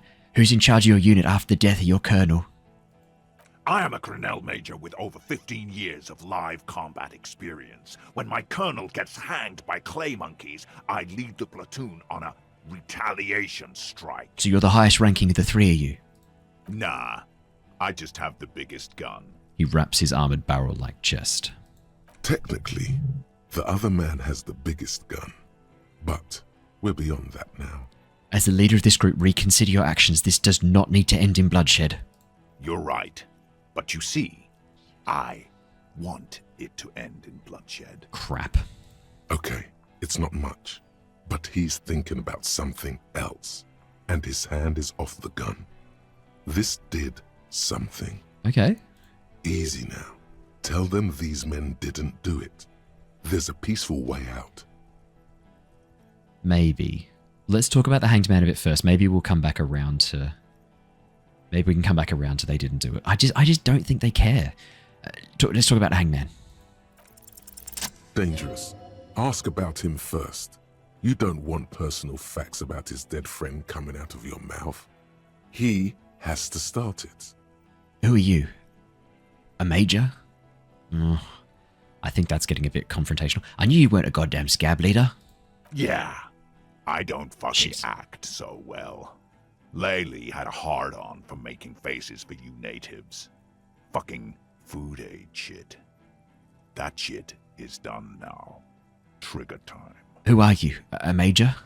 Sergeant Major Raoul Cortiner, reporting in to burn this fucking mud hut to the ground. He points at the whirling in rags. Oh my god, Gart's up on the balcony. I've just noticed Gart there. Oh, this is so bad. As he moves, the interlocking pieces of his armor click. Softly. Click, click, click. The realization comes to you, like a picture puzzle coming together. His name is Raoul Cortiner. The dead man's name is Elise Cortiner. No. He's brothers with the deceased. Oh no. No, probably foster brothers. Elise was put into a foster home, remember? Still brothers though. For killing, maiming, and humiliating our commanding officer, you're all sentenced to death by lead. Cortiner, I know that name. He sways from left to right, inspecting you. Raoul and Ellis Cortiner. I'm sorry about your brother, Raoul. He wasn't my fucking brother. We just grew up on the same farm and got beat into place by the same sick fuck. And went to the same military academy? Same unit, same war. Same fucking mud hut town, too. He looks around, then wipes his face with his armored glove. Okay, good. His parents left him a fucking leaf compactor. Who? Laylee? Yeah, when he was small. Just an infant. We researched him. We contacted the ICP and looked at his birth records. That was in there. And other things. They fucking put Laylee in a leaf compactor, and now these cunts finished the job. Nope. That was bad. I shouldn't have mentioned that. He waves at the gang huddled by the doors. It's a mind fuck, Corty. He wasn't put in a leaf compactor. They're making it up to fuck with us. Major, permission to. Open fire. We can't have that. Interfere now. He had blue eyes, didn't he, your brother? Baby blue, yeah. Like someone fucked up and put a baby's eyes on a grown man. He smiles, pulling his face in a strange way. It was creepy, but bitches like that shit, I guess. Or, I don't know what bitches like. I just know how to mow down cloths. Listen, you're Laylee. Everyone says good things about him. He was a talker. Fuck do you mean, talker? We've heard testimony. People say he was charismatic, a nice guy to be around. Yeah, he liked to chat up the natives. Share leaflets, squeeze a bit of kipped ass here and there. Great fucking idea that turned out to be. This isn't going well. He points to the yard. If Laylee was here, he would spare the lot of you. Maybe shoot one for show. But me, I'm not a big fan of public affairs, clay monkey. I'll gun every one of you down for what you did. Shit. Ready to open fire, Major. At your command. Your brother did not deserve to go out like that. I promise I will find his killer. Find his killer. Cop, his killer stands right there, shitting his pants, and you're standing in the way, protecting them. I know what this tactic is, Silo Sam. You're gonna die for them. Right here. Today. Big talk, but that leaf compactor won't leave his mind anytime soon. It's a small thing, but it got him off center. Where's Glacier? She can explain this. Who the fuck is that? Glacier, the woman upstairs. Where is she? She's gone. She left! Yeah, the manager calls down from the balcony. Unarmed, hunched, but keeping it together. Gart, what the hell are you doing here? What am I doing? My fucking establishment is under fire! You know how much windows cost? Oh, Gart. My brave, stupid summer child. What do you mean she left? She left! Her room's cleaned out! Right before these assholes showed up! How did she know? We should have arrested her. The lieutenant whispers, his eyes still on the armed mercenaries. Yeah, I know. I really should have arrested her. You can feel how upset he is with himself. Just for a second. Then the fear takes over and he's back in the moment. Yeah, we really should have arrested her. Hey, Bushman! Your little cunt isn't gonna help you out of this one! She's gone. Forget about it now. Concentrate on this. For God's sake, tell him the Hardies didn't do it. Present a case. Listen, they didn't do it. Yeah? Who did then? I need more time to figure this out. I could point at Ruby. I don't think it was, though. It was someone else, someone who's not here now. How fucking convenient. Shit. He gives you a drunken stare, then puts his hand on the gun. Damn it. His fingers are twitching. That's a draw reflex. He's about to draw. He was shot from a great distance. A sniper did it. You think I'm fucking stupid, cop? Fuck. What if I just shot one of your pals here, right now, huh? How about the kid? Tell me it was a magic fucking sniper one more time. Listen, please. This cop and this drumhead court-martial won't decide who... Logic medium think. Why doesn't he believe me? The Hardy boys confessed to hanging him. All together. Titus said we took him out back and hanged him. He said it loud. In a public place. Wait, they didn't confess. You're lying. DePaul heard it. He doesn't move the weapon. A Keel Model 40 revolver. 8 rounds in the barrel. Shit. The gun slowly sways in his hand from the inebriation. He could kill pretty much all of the Hardy Boys and either Kim or I with that. Just a single gun with its load as it is at the moment. You heard wrong. Your friend wasn't hanged. He was shot. We found a bullet in his head. The hanging was only a cover-up. Listen. Fucking liars. He pulls the trigger. A plume of smoke erupts from the muzzle of his gun. The shot rings in your ears. Oh God, who's being shot? A low, shot? tinny ring. Then the Hardy Boys yell something. The young woman stands and looks behind her. The shot has flown over her head, crashing a small pane of the glass window behind her. Oh my God, he missed? I missed. He missed. The man looks at his revolver and smiles. Why does he smile if he missed? Not true. He purposefully over-aimed and shot the window. You had him second-guessing himself, only for a second. Do not assume he will miss the next time. I know what I heard, Corty. They said they killed him. They said it was a good way to end a Sunday night. Fuck. That doesn't sound good. You need to change the topic now, or there will be another shot. The Wild Pines rep does not approve of this. I may as well. You think I care what that company cunt thinks? We're working together. She knew you were out of control. She told me. She's gone, you stupid fuck. Sailed off 5 minutes ago. She doesn't give a shit about you, Silos. Joyce. Stay cool! Don't do anything stupid! Titus shouts to his men in the background. The company bitch is gone. Laylee's cunt is gone. Laylee's gone. Shit. Fuck are we still doing in this shithole? He looks around. Tired, suddenly. Sad, even. Guys, I just get in the way. I don't even have a gun. Hold your ground. Any more of you run, I'll shoot you myself. We're doing this together. Well, Glenn's run away. They're huddled close in a formation.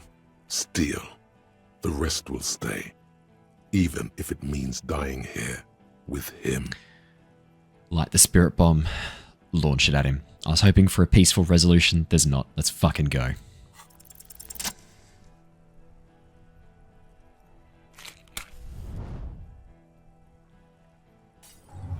Oh, we were facing the wrong way. With a crash of shattering glass and a terrible roar, the fire draws in oxygen. The bomb hits the mercenary in the chest, swallowing him in flames as he staggers backward. Okay. In the fiery inferno, you see your tie, coiling around the man's neck.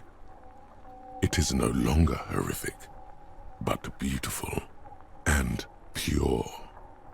I only ever wanted you to have fun, Harry. It calls out to you. One last time. Wait, I don't even know your name. My name, should you know it, is Jobson AS Men's Fashion Model, Colourful Tie, catalogue number J327. I know so little about you. How did we meet? It's the beautiful necktie now. One day a sad man walked into a clothing store. He looked really darn like he hadn't had fun in years. He needed someone to show him how to rock and roll again. Like he hadn't had fun in years. I love the voice actor for the tie. Jobson AS catalogue number J327 shone on the tie rack, trying to get his attention. The sad man picked it up and put it on. He looked at himself in the mirror, didn't smile. Nothing will ever heal me, but at least I'll have a funny tie. And from that moment on, we rode together. The rest of your clothes were still normal back then, but we took care of that soon enough. Normal police officer clothes just don't go well with a multi-pattern disco tie made of 98.7% pure flammable polyester. Did we have any fun? Truthfully, not a lot. I did everything a multi-pattern necktie can do to help a man. I mean, I tried to get you to do all the fun things. And I ignored him pretty much every time. Drink beer, drink wine, drink cider. Go to parties with young people around and drink beer and cider. Do drugs too, so you don't fall asleep. You had some fun. but not enough to heal you! What's wrong with me? Your heart is broken, Bratushka, and it cannot be mended. Believe me, I've tried. Am I going to stay like this forever? No, you're going to be mowed down by gunfire from the 2 remaining mugs. So no, not forever. Well, thanks, beautiful necktie. Who broke my heart? You both did, Bratan. Deep down, you know it was both of you. What's going on with that guy? This guy, well, his face has cracked open into a scream of terror. It looks like he's performing some sort of a shamanistic dance that requires you to be on fire. That doesn't sound good. Yeah, his body contorts in a very disturbing manner. There's no mincing words with this one. He's dying a horrible, painful death as you're talking to your tie in your head. When you put it like that, I sound like a psychopath too. Smells like a steak on the grill. The burning flesh in your nostrils. May he find peace by his stepbrother. It's good to see you still have capacity for compassion, my friend. Deep down, you are a good man. Goodbye, necktie. See you on the other side.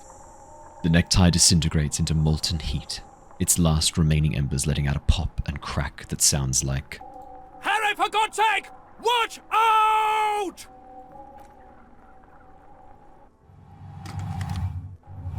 Oh no. To your right, the killer raises his rifle and takes aim at you. His moves are steady, but the long barrel of the rifle sways slowly. An Easter AR-FA-7, built for taking out light armored vehicles. It will devastate you.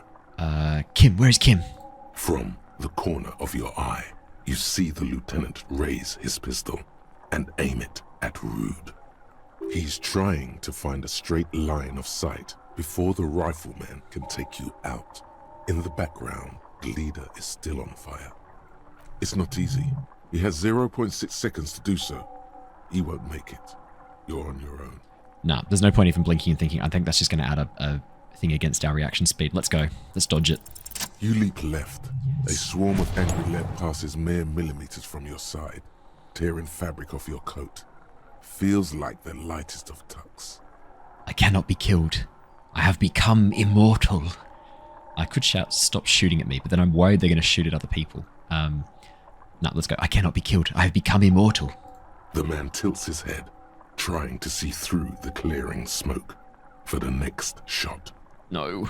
Watch out. To your left, DePaul is about to take a shot too, at Kim. Oh no. God, please.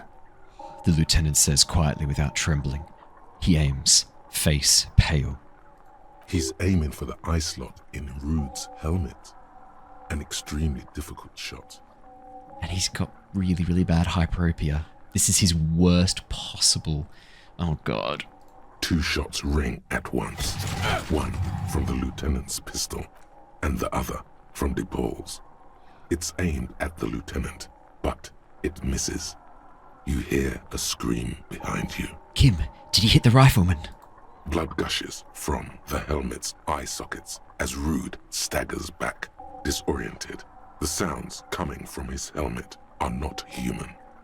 An unbelievable shot from the lieutenant. 2 6s. He rolled 2 6s for that. Who screamed? Glenn, dying in a puddle of blood behind you. His mangled torso has 2 gunshot wounds. Blood gushes out of them like red geysers. Shit.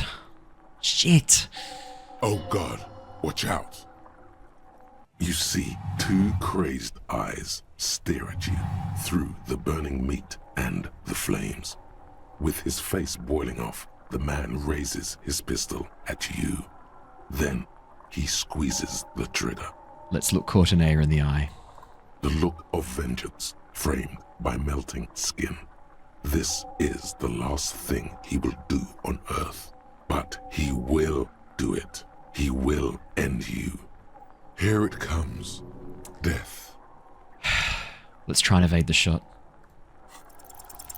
No. Shit. Oh, shit. I was hoping the breastplate might protect us a bit. You can't. There is no time. Pelvis. Something inside your pelvis explodes. Your entire lower body is on fire, and your legs can't support you. You fall down like a rag doll. Shit, so he shot us in the... We've got no armor on our legs. We didn't find the leg armor. Damn it. The pain is too immense to scream. It pushes the air out of your lungs.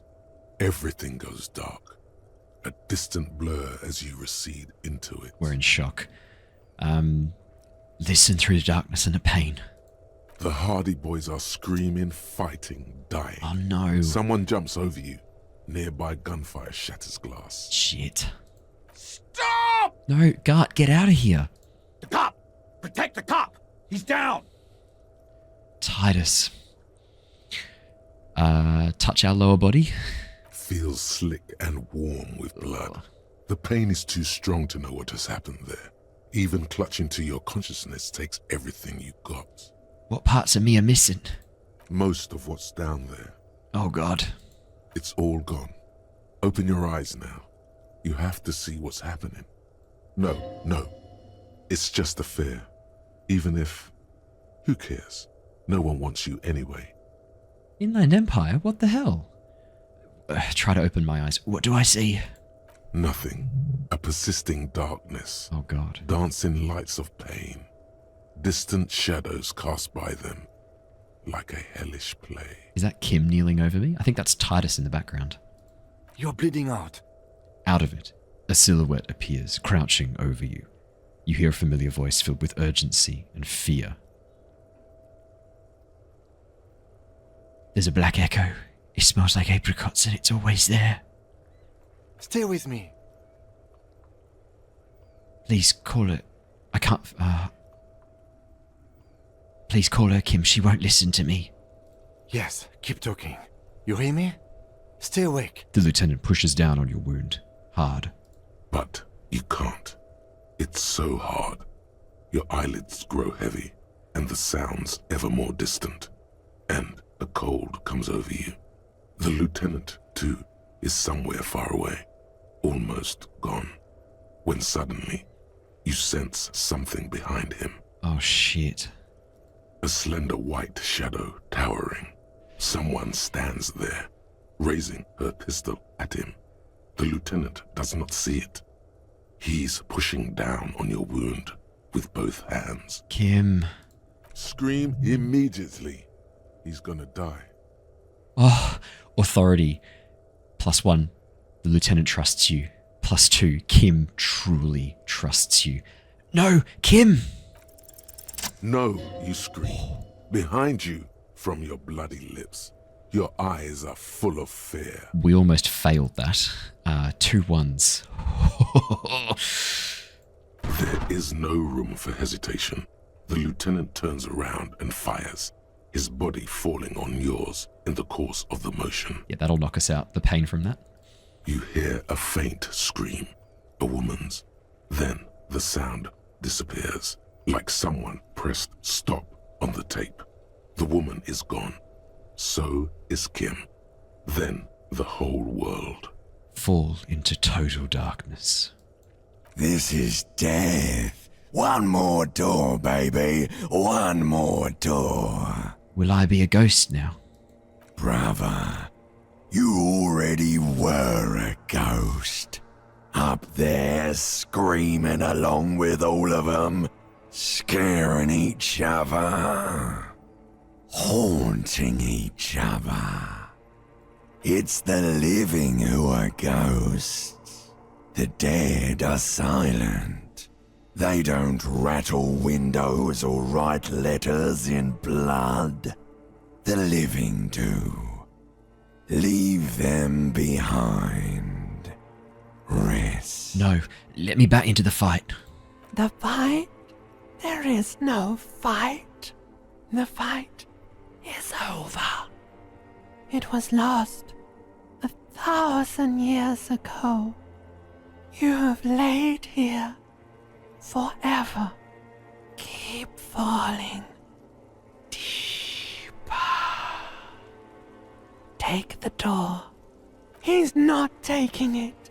His body is not taking it. Oh God, no. He's not disintegrating. He's swelling up instead.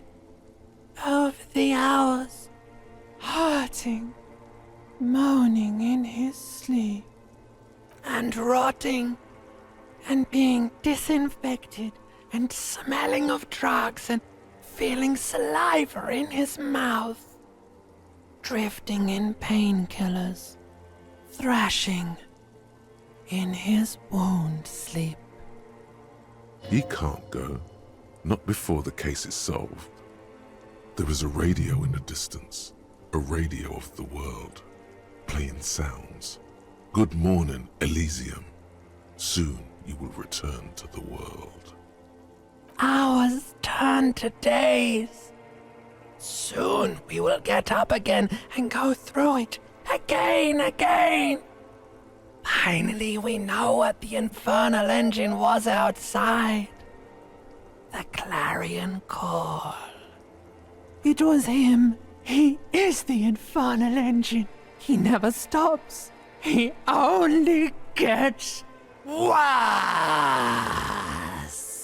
Sounding a bit like the reptilian brain limbic system. Okay, let's see the aftermath.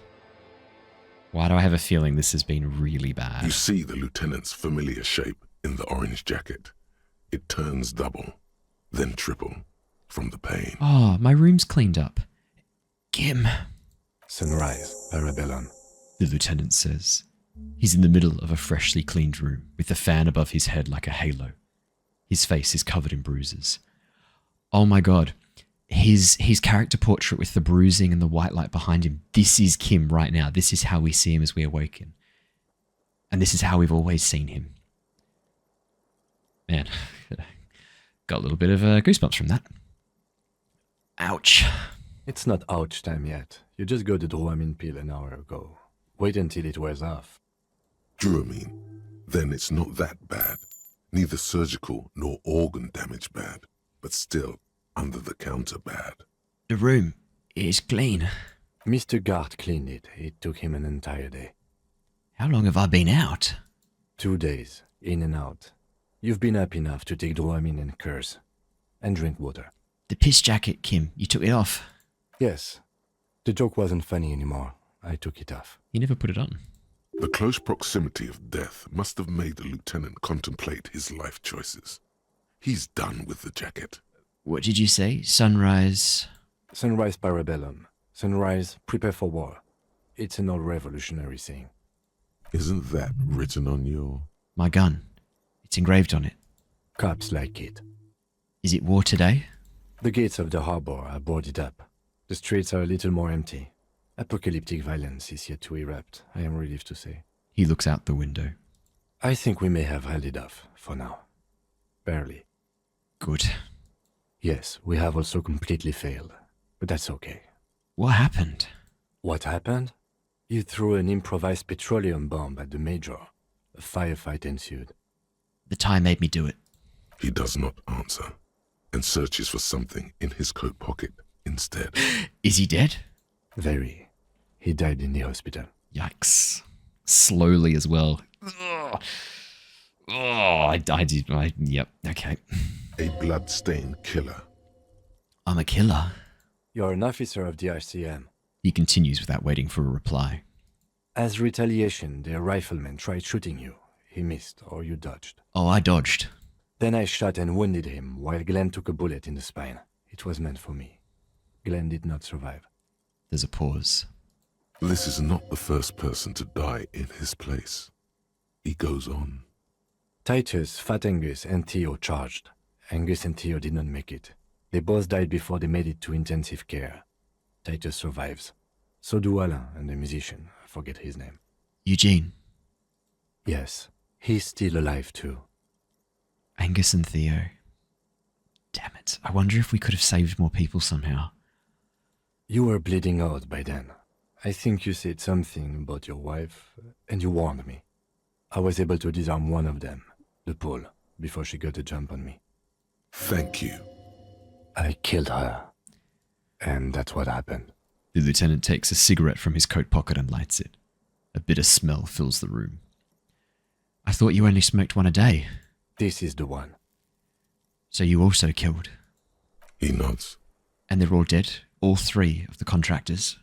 The Pole was the last to die. Everard had their bodies returned to Crenel for a funeral. The company is yet to retaliate. Why? Because we deterred them? Or Joyce did?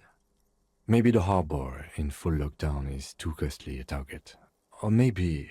He breathes in the fumes, thinking. Maybe they are simply taking their time and will attack soon. I don't know. How many casualties on the Union side? Total? 3, right? 3. Yeah. Glenn, Theo, Angus. The fat one. He took a lot of bullets. And Theo, he was just too old for combat. And that's... all. It's an absolute disaster. Yes, officer. 7 people are dead. It's not a success. He said 6 there, but then he said 7 in the audio. I think it was only 6. 3 mercenaries, 3 of the... Okay, yeah, so 6 people are dead. Oh, plus the mercenary who was killed originally. Yeah, true. Okay, fair enough.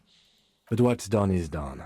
The violence is cordoned off. The Hornets did not get into the beehive. The worst scenario has not materialized. Yet. And we are still alive. Both of us. Shit, I wonder if we could have lost Kim on this.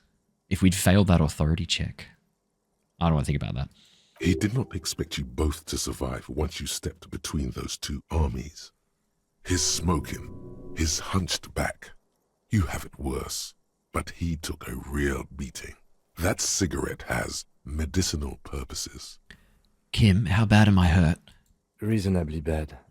You were shot in the left quadriceps. That's your thigh. The outer side, thankfully, no major arteries were nicked. The bullet was removed and a bacterial infection treated with mercurochrome. Can I walk? We will see. If it's possible, then by pure willpower alone, you are going to have to become a psycho-locomotor. I'm a psycho-locomotor. Good. You'll need to be. Whatever that is. Thanks, Volition. Are we up to 15 Volition? Yeah, wow. Our Volition's pretty high. Has anyone from my station been to see me?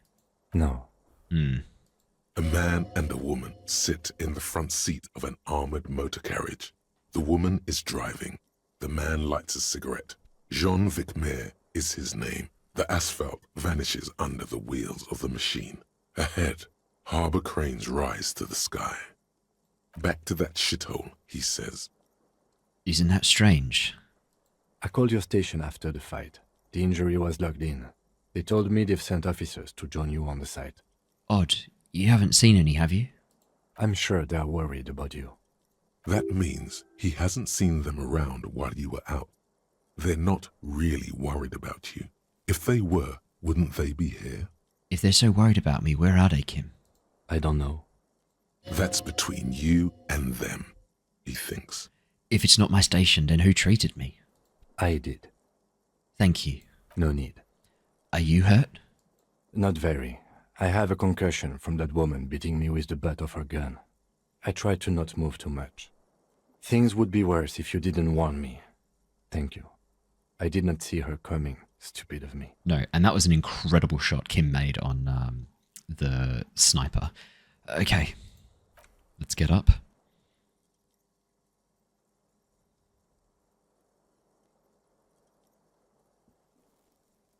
That was incredible. Easy now. The lieutenant turns double again before your eyes, an orange hue of pain. Your balance is way off. You feel like you're about to fall over on that thing. How are you? Well, my disco days are done. Your disco days should have been done quite a while back, Lieutenant Freighter. What happens now, Kim? I honestly don't know. You don't know?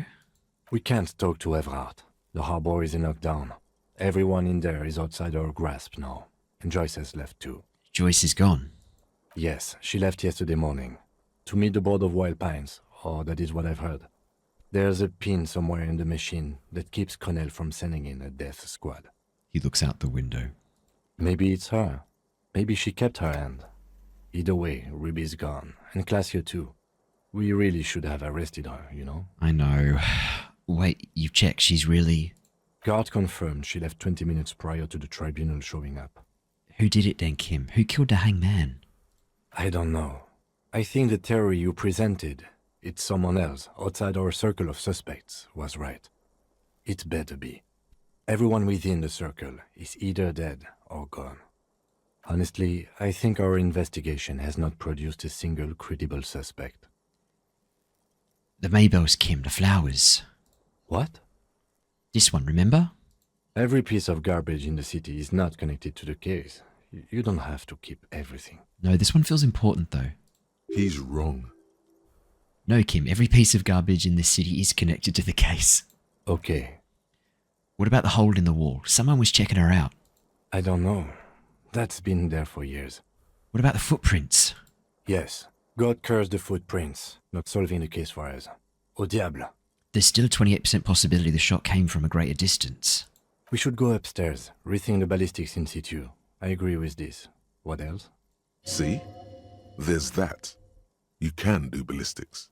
An antique bullet from a Belmargrave, 4.46mm. How hard can it be to find one? It's extremely easy. There are thousands lying around. We found one. All completely unusable. It's precisely how easy it is to find one that makes the bullet useless. Shit. There are all these old bunkers and weapon caches, Revolutionary era. We could find thousands more if we wanted. All of Revachol is full of them. But they seemed so mysterious. Can't believe they're fucking useless. No need to be melodramatic. Something's creeping around out there, I can sense it. What is? Something. Something. It does not sound like he's enthused about this something. This is because I'm La Puta Madre's peony, isn't it? Don't be narcissistic. Half the cops in Revachol West are his peonies. Even if you are, it is not a decisive factor in this case. We should follow up on that. That does make some sense. It's simple. We have to locate communism. Communism killed him. I'm afraid we may not be able to locate communism, Detective, on account of it being dead. Good. It's good it's dead. Communism is stupid. Ideology does not have anything to do with the murder investigation at hand. I'm sorry, it does not. You know what I think about solving crimes? He arches his brow. The ceiling fan patiently spins Solving crimes is hard, Kim. It really is very hard. He sounds surprisingly weary. You're not ready to give up, though, are you? No. Are you ready to limp? I'm ready. Good. Where do you want to limp to? A gust of wind blows in from the bay. The duraluminum box around you vibrates imperceptibly. A familiar cold, a red thread on the roof upstairs. Taut, plucked like a string by the gust. We should check Miss Katarazin's Alessier's room upstairs. Why not? He extinguishes the cigarette on the sole of his boot. It's pretty smooth. Another look at the window, perhaps? The one he was shot through. I don't know. I can't think of anything better. Oh, the window. It's been repaired. Oh, Gart. Newly replaced glass shining in the morning light. You hear traffic outside. Back in the world again. You see gleaming white enamel. No bottles inside. Look, the door is open. You can walk right into Kim's room. How can I walk right into Kim's room? What's through the door? Can I... Oh, yeah. So this is Kim's room. Oh, it's much smaller than mine. I hope Kim's not jealous about that. He doesn't have a bathroom. I think we're supposed to share it. The alarm is set for 6:50 a.m. 10 minutes before we wake up. These papers bear the stamp of the RCM. They appear to be fragments of the lieutenant's paperwork, half finished. You make out notes on this and other recent cases. I had Gart open the door to your room. You were running a low bacterial fever the first night. Thank you for keeping this thing alive a little longer. It would have been easy were it not for my concussion. We both got lucky, considering the odds we faced. Let's go. Medicinal supplies on the cupboard. Mercurochrome, scalpel, antibiotics. No, we can't leave it that way. Okay. Oh yeah. What about... The Stereo 8 player has been reunited with its right speaker. Okay, what are our new tasks? So we've got to inspect the window in Classier's bedroom, which we did know about. We need to call in the station, find the Insulindium phasmid. I guess we can go talk to Lena. Plaisance, the dice maker, yep, determine where the shot came from. I have a feeling that's going to match up with inspect the window in Classier's bedroom. Petanque player we can't do. Renee's dead. Go talk about la responsabilité. Find the murder weapon and find all armor pieces. Okay, so we've got a few little tasks to complete. Oh, hang on. Ouch, that leg hurts. Maybe if you don't run, it'll be okay. Alright, let's try walking. Do we get a new thing when we walk? Looks like she left something on the table. Next to the stack of bills, you see a note. A few lines jotted down in large, uneven handwriting, just as the writer was about to rush out the door. See you at the return. P.S. I didn't kill him. P.P.S. Gift upstairs. A gift? The lieutenant turns to the staircase suspiciously, looking for any signs of another presence in the shadows above. What could this gift be, Kim? I am not drawing my gun. Yet. But I don't like gifts. He says he's not, but his hand moves instinctively toward his holster as he studies the note. Relax. Not everyone is out to trap you. Seems she left in a hurry. It's hardly surprising. Yeah, that's fair. I double check the bathroom in case there's anything new. Doesn't seem like we're getting anything from walking. Let's run. I can't. I can't do. Oh. What? So she already knows where the shot came from. A red thread, made of nylon. It leads out of the room and onto the roof. You see the same two neon-lit shapes, a man and a woman, only now a red thread bisects the room, pointing from the antenna outside to the cupboard on the wall. God damn it, she's known all along where the shot came from. This is ballistics. She's left a trajectory for us. The lieutenant tests the thread with his finger. Drawn taut, it rebounds instantly. A ray of backward motion explodes from his mouth to the roof outside, A prime, to then widen into a radius of locations in Martinez, B prime, B double prime, and B triple prime. It's B triple prime. And actually, if we look there, the place on the boardwalk we should be inspecting is that back section. So maybe we'll go back and have another look. Where does the thread lead? It suggests the bullet came from the extreme upper quadrant of possible angles, from a point beyond the roof. Yeah. B triple prime. The islands in the Martinez Inlet. The island in the bay. Is she trying to tell us the shot came from the islet? Unless she thinks the perpetrator was standing on the ring antenna. That is where the thread seems to point. There are ruins on the island, Kim. A sunken sea fort. I saw it through the coin-operated viewer. I remember. How does she know how to do this? She was there that night. She would have known precisely where the bullet hole was in the glass. She had a long time to think about it after, standing on that roof, staring at the glass. There's more to it than that. It also looks like there may be more to her skill set than we know. The question is, should we trust her? Of course we don't trust her. I don't know. At this point... He stops mid-sentence. What difference does it make? This is also a location we have yet to rule out. So it is. For a second he seems tired. You seem unenthusiastic. I just haven't gotten a lot of sleep these past few days. He doesn't really believe this will yield anything. Maybe we need to go to the island, Kim. The wind blows in from the open window. The lieutenant sighs, looking into the cold distance across the water. He is trying to justify it to himself. The lead is flimsy. You might as well go around Martinez looking under every rock and talking to every person. But what else is there? There, across the grey water, amidst crumbling concrete, a birch tree, and the half-sunken ruins of a flak tower. I remember an anti-aircraft gun, or the ruins of one on the island, from the coin-operated viewer. Could be the makings of a sniper's nest. Why not? Military fortifications are made for that kind of thing. Kim, let's go to that fucking island. No, I'm going to the island. Are you in, Kim? Of course, of course. I mean... He takes a second to gather himself, then says, How do we get there? Joyce Messier had a sloop, but she's gone. Lillian, the net picker, she's tarring her boat. Ah, yes, of course. The village. Let's go. All right, let's head out onto the balcony just in case there's anything else that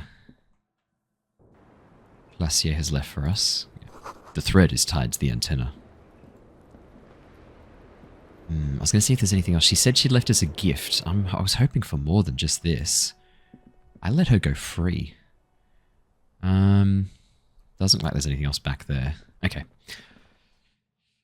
Let's head down. Let's talk to the cryptozoologists. And then we'll quickly stop in. Oh, I need to thank Gart. Oh no, where are the cryptozoologists? Oh, you're up.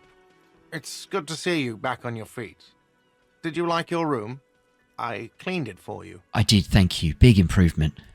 You're welcome. I thought it would be nice for you to wake up in a clean place after you, let's be fair, defended this establishment and its clientele from gunfire. I give credit where credit is due, and that was a crazy move. Crazy effective. Petroleum bomb. Never seen anything like that. I was there until it struck him. Crawled inside then. Bullets started flying. Anyway. He really wants you to realize that he was also on the balcony looking by. In the danger zone, so to say. He was. I totally saw him there. I wish you a quick recovery. Also, you and your partner are staying here free now. This establishment supports cops. The stay is free, the drinks are not. It just felt I needed to specify that. Where did everyone go? Oh, you know, people don't tend to stick around after shootouts. Turns out they're not good for business. Are Lena and Morel still in town? Ah, them. Nice people, but no. Lena said they were going back to Jamrock. I saw them pass by outside. This was before the fight started. Shit, I can't report back to Lena. Damn it. I'm glad she got out of here before all that. Bullets flying and stuff. People inside were quite terrified, you know. I had to take action and step outside too. But we weren't done looking for the phasmid. I mean, you're a detective. Perhaps you can track them down. Shouldn't be that hard. Wonder if I can call them. Exactly, but all in due time. Crypto business is not a priority right now. You'll see her again one day. You know it. Things went like they did for a reason. Interesting. Oh, fine, hero cop. Lena left a forwarding address. 1113 Tabernacle Road in Jamrock. If you see them again, do give them my best. We'll try and give him a call. What happened to the man with the sunglasses? I don't remember everyone who comes here, and many people wear sunglasses inside lately. Must be a fad. Okay, so I have to mention it, Gart. When it happened, you were right out there. On a balcony. Yeah, I was. Yeah. That's because I'm a badass. He nods, trying to remain aloof. It really took courage. Don't pick at him. I'm just going to nod stoically. He nods back at you, even more stoically. Look at us just nodding. Look, if you look to the left, you can just see us nodding back and forth. Just two badass men nodding stoically. Yeah, man, that's it. Make that three. The lieutenant is nodding too, hands crossed. Oh, I love Kim. All right, thanks, Gart. No problem. Goodbye. They'll come back. They always do. Okay. Looks like our Sunday friend is still there. Oh, we should probably talk to... All right, let's talk to the... not Sunday friend, sorry, the smoker on the balcony. Let's talk to him really quickly, see if there's anything he's got to say. Hi again, Gendarme. What are you doing here? Admiring the atmosphere. What about you, officer? I'm here to kick some ass and solve the case I'm working on. Well, here's to you. Tell me again about that muscular type who came to investigate the crime. Yeah, we never figured that out. It's probably Titus. Oh yes, let's see.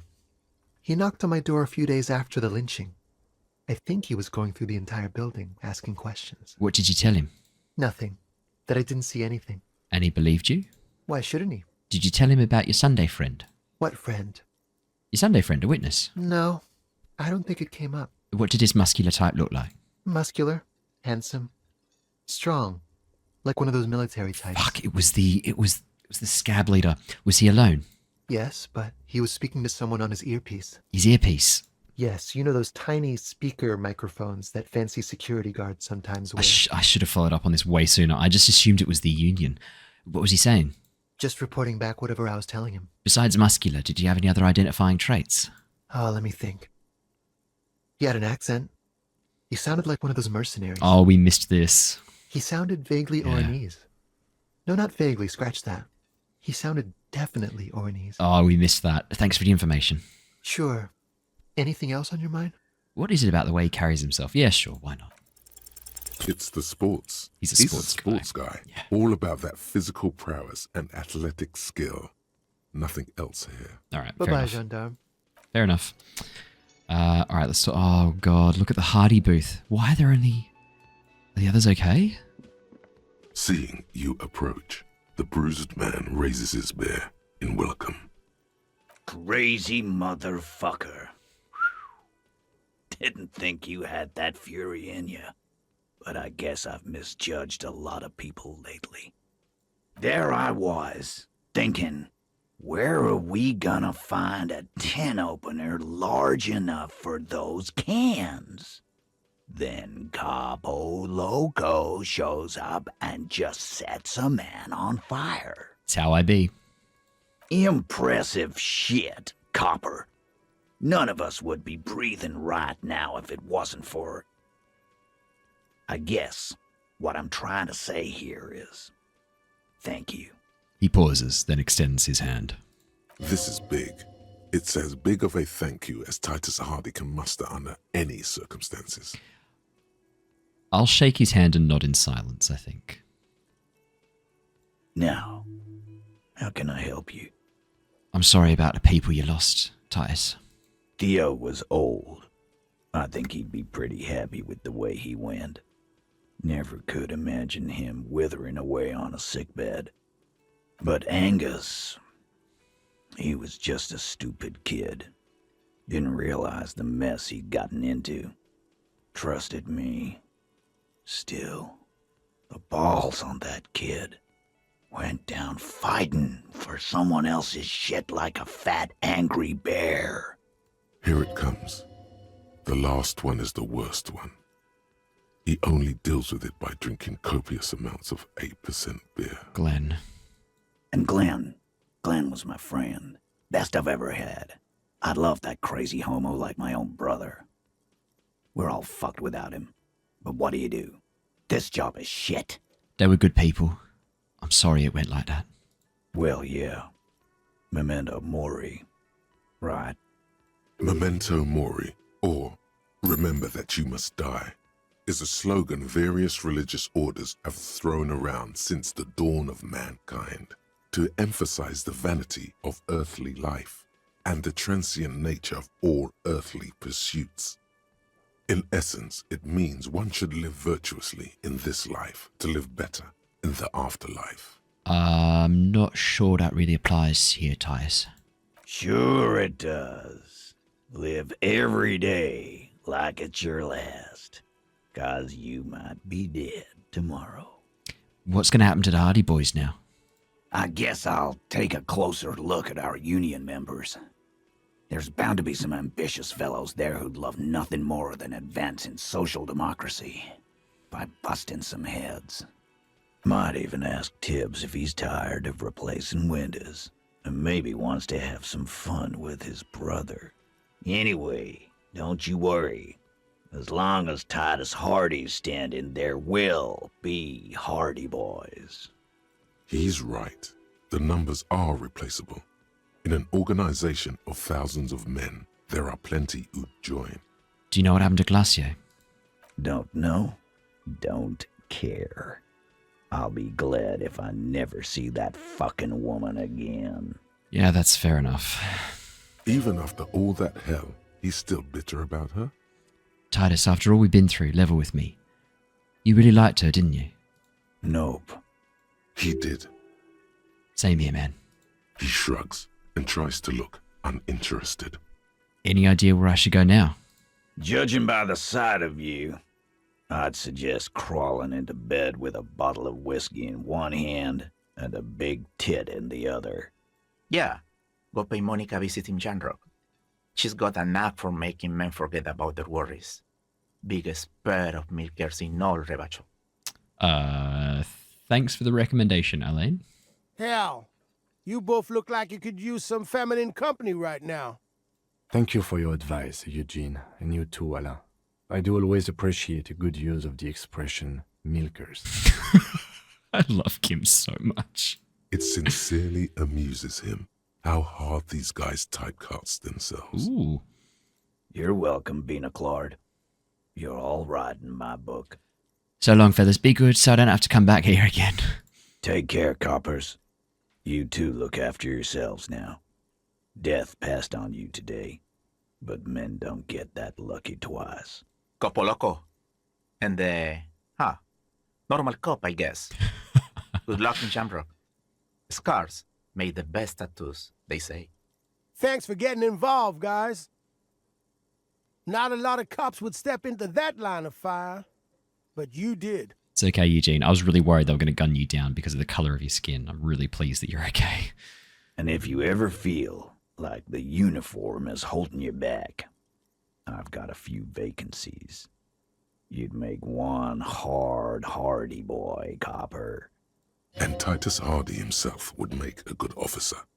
That man was born to lead. The RCM could really use a man like you, Titus, so think about it. I will, Capo. That's a promise. Now scoot, 'cause the Hardy boys got some mourning and drinking to do. Take it easy on the drink. The danger has not passed. This town needs you on your feet. Good point, Bino Claude. We'll keep the vol under 12% tonight. Yeah, good call, actually, Kim. Oh, okay.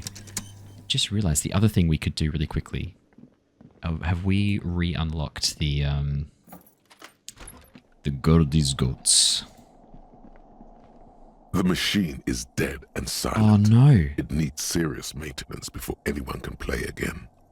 Oh, okay, fair enough. Well, that's alright.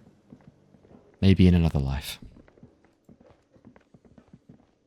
The next time we wake up in Revachol. All around you, rain falls on the great city of Revachol. Rain drips from the eaves and floods the gutters, washing the filth away. My God, look at this zoom out. Un jour, je serai de retour près de toi. Winter's grip on the city is loosening. The spring thaw is here. Finally. What now? Humid. Your coat shields you from the rain while the city shivers around you. What's in the west? Sheets of rain over the water. A flight of stairs leading into the ocean. Wave after wave washing the coast of Martinaise, with its motorboats and gently swaying reeds. The ruins of a half-sunken sea fort crumble on an inlet beyond the Bay of Revachol. Ghosts rise into the sky. Who are you, ghosts? The skyscrapers of La Delta, the financial district. Faint golden light seeps from the office windows. Will you ever go there? Will I? No, you are just one of the hundreds of thousands who watch them rise across the bay from Martinaise every day. What's down the shore? Urban coastline, rain dripping off Eternite-covered roofs. Cinder blocks left over from half-finished construction. A defunct research and development building, once seized by revolutionaries. An old wooden church stands on stilts above the water. And beyond that? Coal City, end of all lines. Run your fingers through your dampened hair. Your hair is an oily mess flecked with ash from neighboring coal plants. Smokestacks rise somewhere in the distance. What's in the east? The great gates of the industrial harbour are locked. A chill runs down your back. You shudder like an animal trying to shake water from its hide. Clench your teeth to stop shuddering. Behind the gates, heaps of supply crates, red and blue metal shipping containers, slick with rain. The Greater Revachol Industrial Harbour is an artificial mountain range. Immense wealth resides within. and immeasurable poverty in its shadow. Beyond that? La Drusienne, King Dri's passenger harbour. Cruise ships flanked by dock arms. Cranes watching over the mouth of the river distributary. What's across the distributary? Couronne, the lower middle class. Distributary after distributary cuts the city blocks in half. 7-story buildings trail off into the rain. And what's beyond the Couronne? A silvery curtain of rain over the houses. The class divide. You have never been there. They don't need the law east of the river. What was... Hang on, there's one more thing I missed. The great gates of the... Behind the gates. And before that? Keeps you on the Martinez Plaza. Okay, fair enough. A small dot. La Drusienne. Sorry, we'll skip through that. We've just heard that. You have never been there. What's in the north? They don't Capeside apartments. Tower blocks crowd one another. 4.46mm bullets still lodged in their war-torn stone walls. Hallways collapse from the mortar hits of a war that was lost long ago. Clotheslines go to waste in the rain. Radios play. The morning news. And closer to here? A yard. Rain falls onto the roof of a woodshed. The lingering odor of decomposition mixes with that of damp soil. What's in the south? A traffic jam. Rain thrumming on the roofs of motor vehicles. Inside, drivers watch water streaming down their windshields. The statue of a king shudders. He too is cold. The canal bridge has been raised. What's on the other side? The road ascends. A raised motorway loops above the ghetto. Beneath its concrete columns, a sea of rooftops, woodwork, and tar stretches northward. 4-story buildings as far as the rain can fall. The snows melt in Jamrock. What is Jamrock? Revachol is the capital of the world. Jamrock is the capital of Revachol. Droplets form on your eyelashes. It's home. Where the hood at? Have a brother in the cut. Where the hood at? I did that as a joke. Why am I not there? To be in Martinez, where no one goes, at the runoff point of a long-forgotten canal, in the whitest part of town, in the shadow of the day the revolution failed. What am I doing here? Standing in the rain, looking north, where Jamrock Rock City stretches inland. Shudder and look further. In the rain-swept distance, above the rooftops of Jamrock, a repurposed silk mill stands perched above the motorway exit. Precinct 41 hunches in the rain. Your vision blurs. You wipe your face with your hand. The rain stings your eyes, making you look up and blink. What's above? Coalition aerostatics hang like apparitions under the cloud cover. Way up there, where rain forms, rotors flutter silently. Your sight clears. Motherfucker. This rain will not let up anytime soon. At least we are dressed for it. Let's keep moving. So, I want to know what this is. Shivers is incredible. I'm trying to remember my French. The graffito has been painted over the traces of the fight that took place here. It smells of blood and heavy fuel oil. One day, I will return to your side. This was Cindy the Skull. Looks like Cindy the Skull finally found the words for her masterpiece. The lieutenant crouches, touching the fuel oil with his finger. Looks like it, yes. This is still fresh. It wasn't here yesterday. The return. Does this have anything to do with the return our Katarzyna Alicia was waiting for? Could be. In Revachol West, someone somewhere is always whispering about le Retour. It's an aerograffito, meant for coalition aerostatics in the lower troposphere. The return to her side. The return of light. I smell heavy fuel oil, Kim. And blood. Some of it is even yours. Heavy fuel oil. Isn't that flammable? What are you trying to imply, Fingers? You could buy some smokes, light up a ciggy and throw it in there. You know, just to see what happens. See if it's flammable. It's better that way. Safer. Light the graffito on fire with a burning cigarette. Do we have any, cigarettes?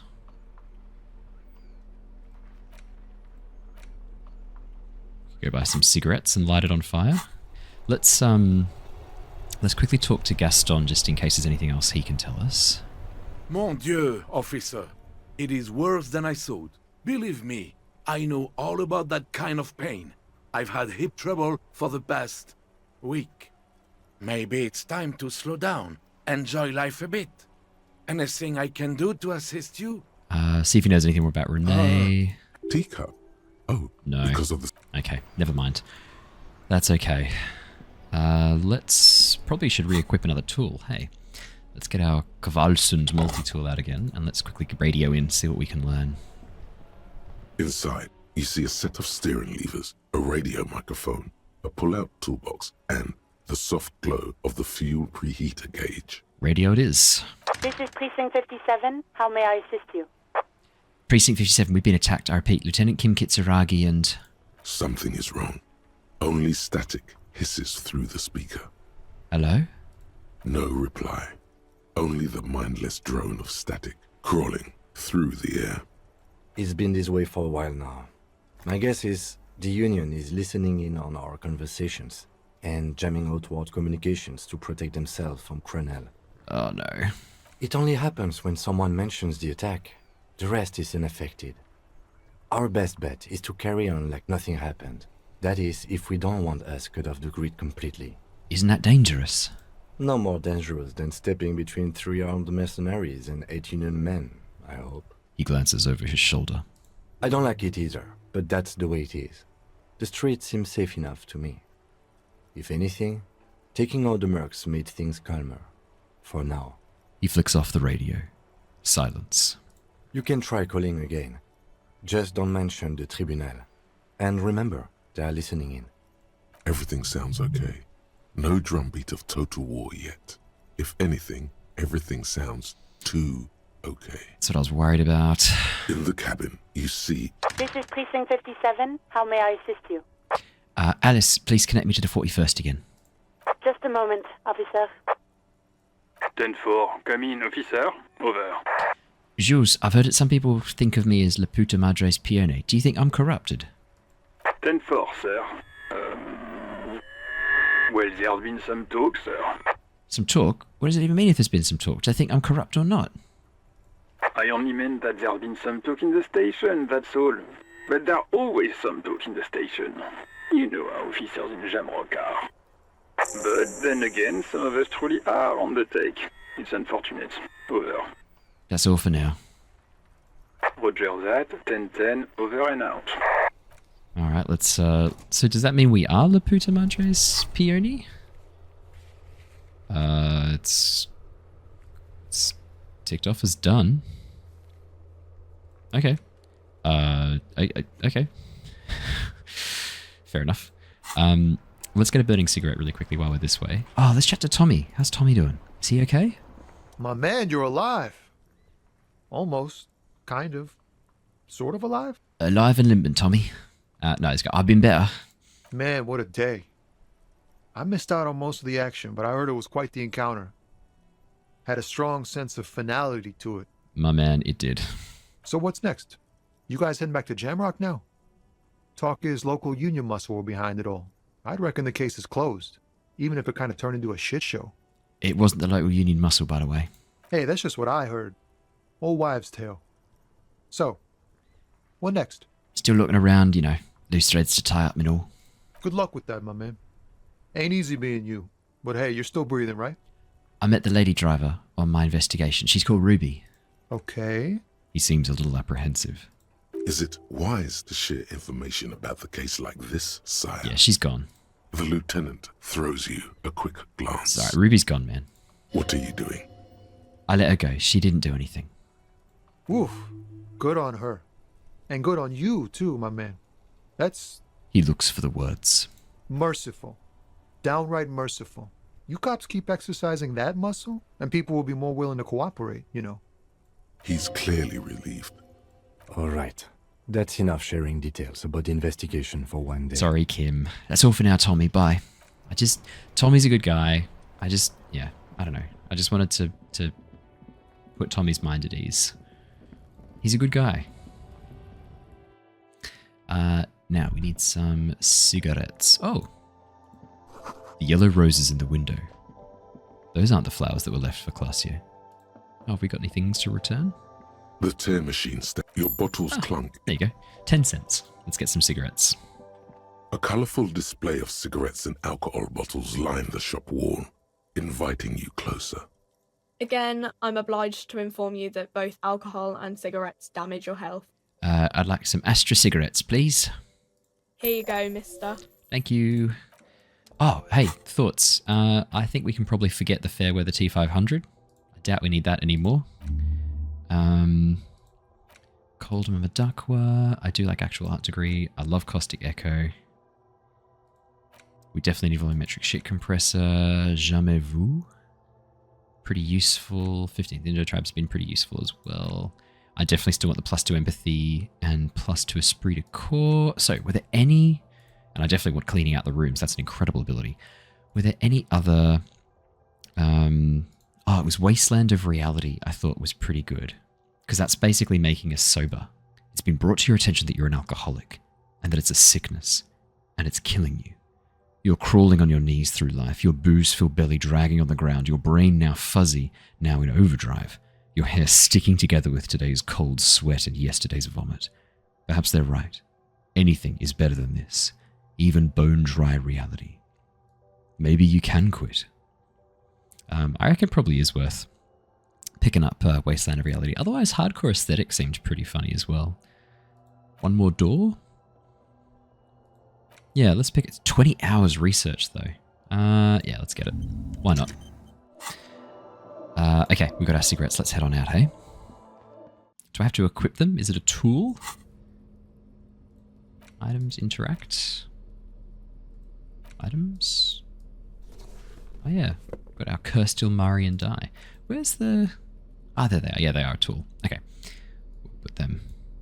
Kvalsund multi-tool. Oh. There it is. A brave little army in your pocket. The 1st Smokes platoon. 20 brave souls standing in salute. Ready to step into fire for you, sir. Pull one out of the pack? You picked the best one. This soldier is fat and succulent. What are you waiting for? Light up. Re-become yourself. I don't want to light it right now. People are watching. People are watching. What a pussy. People are always watching. That's what makes it cool. Now come on. Will they always be looking though? Because they might go to the toilet, or you might be in a different. Shut up and light that shit. You want to be an idiot for the rest of your life? This shit will give you the cool edge you need. I'll light it up. Get a load of this rock and roll cop hair, people. Johnny Thundercop fishes a cheap lighter out of his pants. With a flick of the thumb, there's fire. A primal satisfaction. Here we go. The lighter's dark green disposable plastic. Safety's off.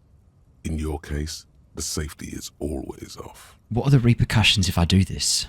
Repercussions? There's a high risk of glory, with a mild chance, cool genius. Smoking makes you into an intellectual. Everybody knows that. It will help you concentrate a bit. That much is true. It only lets you concentrate because you're in nicotine withdrawal. It only mitigates its own. Blah, blah, blah. Boring. Light it up. Dip that bad boy in the flame and breathe in. Thick, warm smoke gets sucked down into your lungs. Immediately, you feel a warm nostalgia fill your head, body, and soul. A nostalgia for yourself. The man you were in your youth. Johnny Thundercop is back. And he's chill as balls. Secret task complete, find smokes and smoke them, and we've gained substance used, smokes Astra. In the bottom right corner of the screen... Yikes.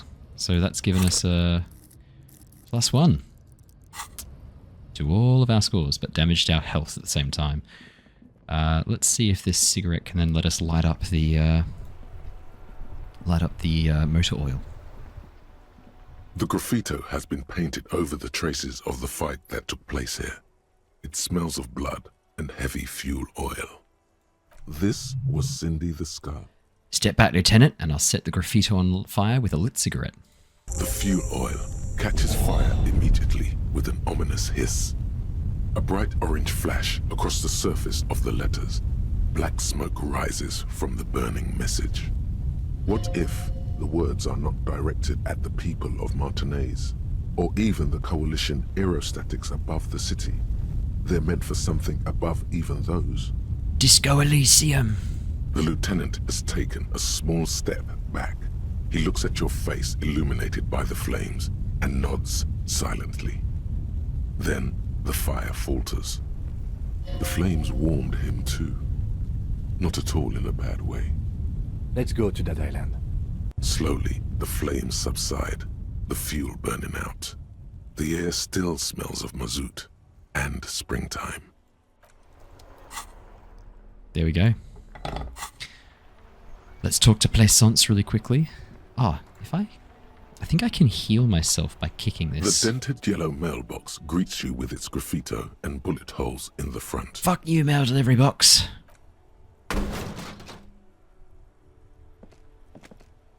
There is a hollow ring as you kick the box. It sounds like it's mostly empty. Your toe hurts now. Your toe has suffered damage. It hurts. Damn it. Cool. You really showed that mail collection box. He does not actually think it's cool. If anything, the lieutenant feels sorry for the poor box. He's leaning in to inspect the layers of graffito that deface it. Oh, you're being sarcastic. I get it. It was actually a dick move. The lieutenant pats the box, ever so slightly. Dodged the bullet there. He must see the box as the weaker of the two, and you as a bully. Something he doesn't stand for. Alright, I'll pat it. Sorry.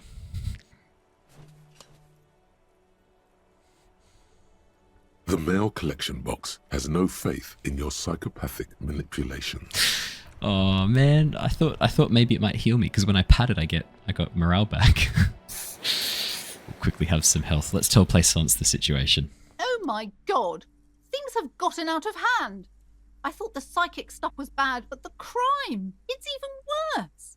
I haven't been able to come to work for 3 days. The shop has been locked. No sales, gangbangers running around, shooting everyone.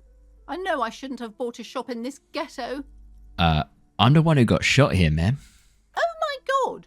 Even the police can't take care of all of this. Just look at that limp. Someone should do something about this. She rubs her pendant between two fingers, thinking. Maybe I should close the bookstore and open a psychic studio. Yes! It makes sense. Crime is the 6th element, you see. The darkest element. I could teach people to protect themselves against bad energies and to fight crime. Sounds like a plan. Life must go on after all. Yes, what Martinez really needs is more vigilantes roaming the streets. Exactly. It's a brilliant idea. Whoops. Thank you, officer. I'm going to start drawing up business plans right away. Whoops. In the meantime, do buy the books. As many as you can. They won't be here for much longer. Is there anything else I can help you with? Plaisance, I have something to tell you. I found the actual source of the doom. What do you mean, the actual source? Are you talking about the third presence? She remembers. Good. My investigation has led me to discover a 2mm entropinetic hole in reality. That's the source of doom, both in the commercial area and in Martinez. What? She wasn't expecting this. At least not the word entropinetic. It's a tiny hole, right, in reality. Maybe connected with a pale, an origin point of sorts. It would explain why historically so many things have ended in failure here in Martinez. Ma'am, what he's saying is true. We found an entropinetic anomaly in the small Pinewood church down the coast. Thank you, Kim. I don't mean to be an alarmist, and more research is needed, but it's not looking good. But that's not in any of the ancient texts. How am I supposed to protect my bookstore from that? Tell her the truth. It's out of her hands. Whatever you do, don't take away her hope. The only weapon against total absence. You can protect it with hope by refusing to give up. That's what people have done in the past by building a church, a place of worship around this thing. You're right, officer. I mustn't lose faith, especially now that Annette is finally settling in at school and making friends. No, we can't just leave. Besides, didn't I have some Sayalite hope catchers round here somewhere? I must find them. Everything will be all right if I can just find them. Thank you for your help in any case. You're welcome back here anytime. Farewell for now, book peddler. Right, let's go tell our dice maker friend. Yeah, I decided to go with Volition's suggestion. A, because Volition is normally pretty trustworthy. And B, because that was a 15 check. It was a heroic check, and Volition did not let us down. It's so creepy through here with the mannequins. I swear to God, if any of those were in different positions when I came back, I would lose my shit.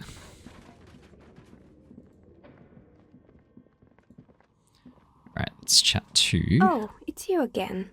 Are you looking for a die? Actually, I think I found the source of the curse.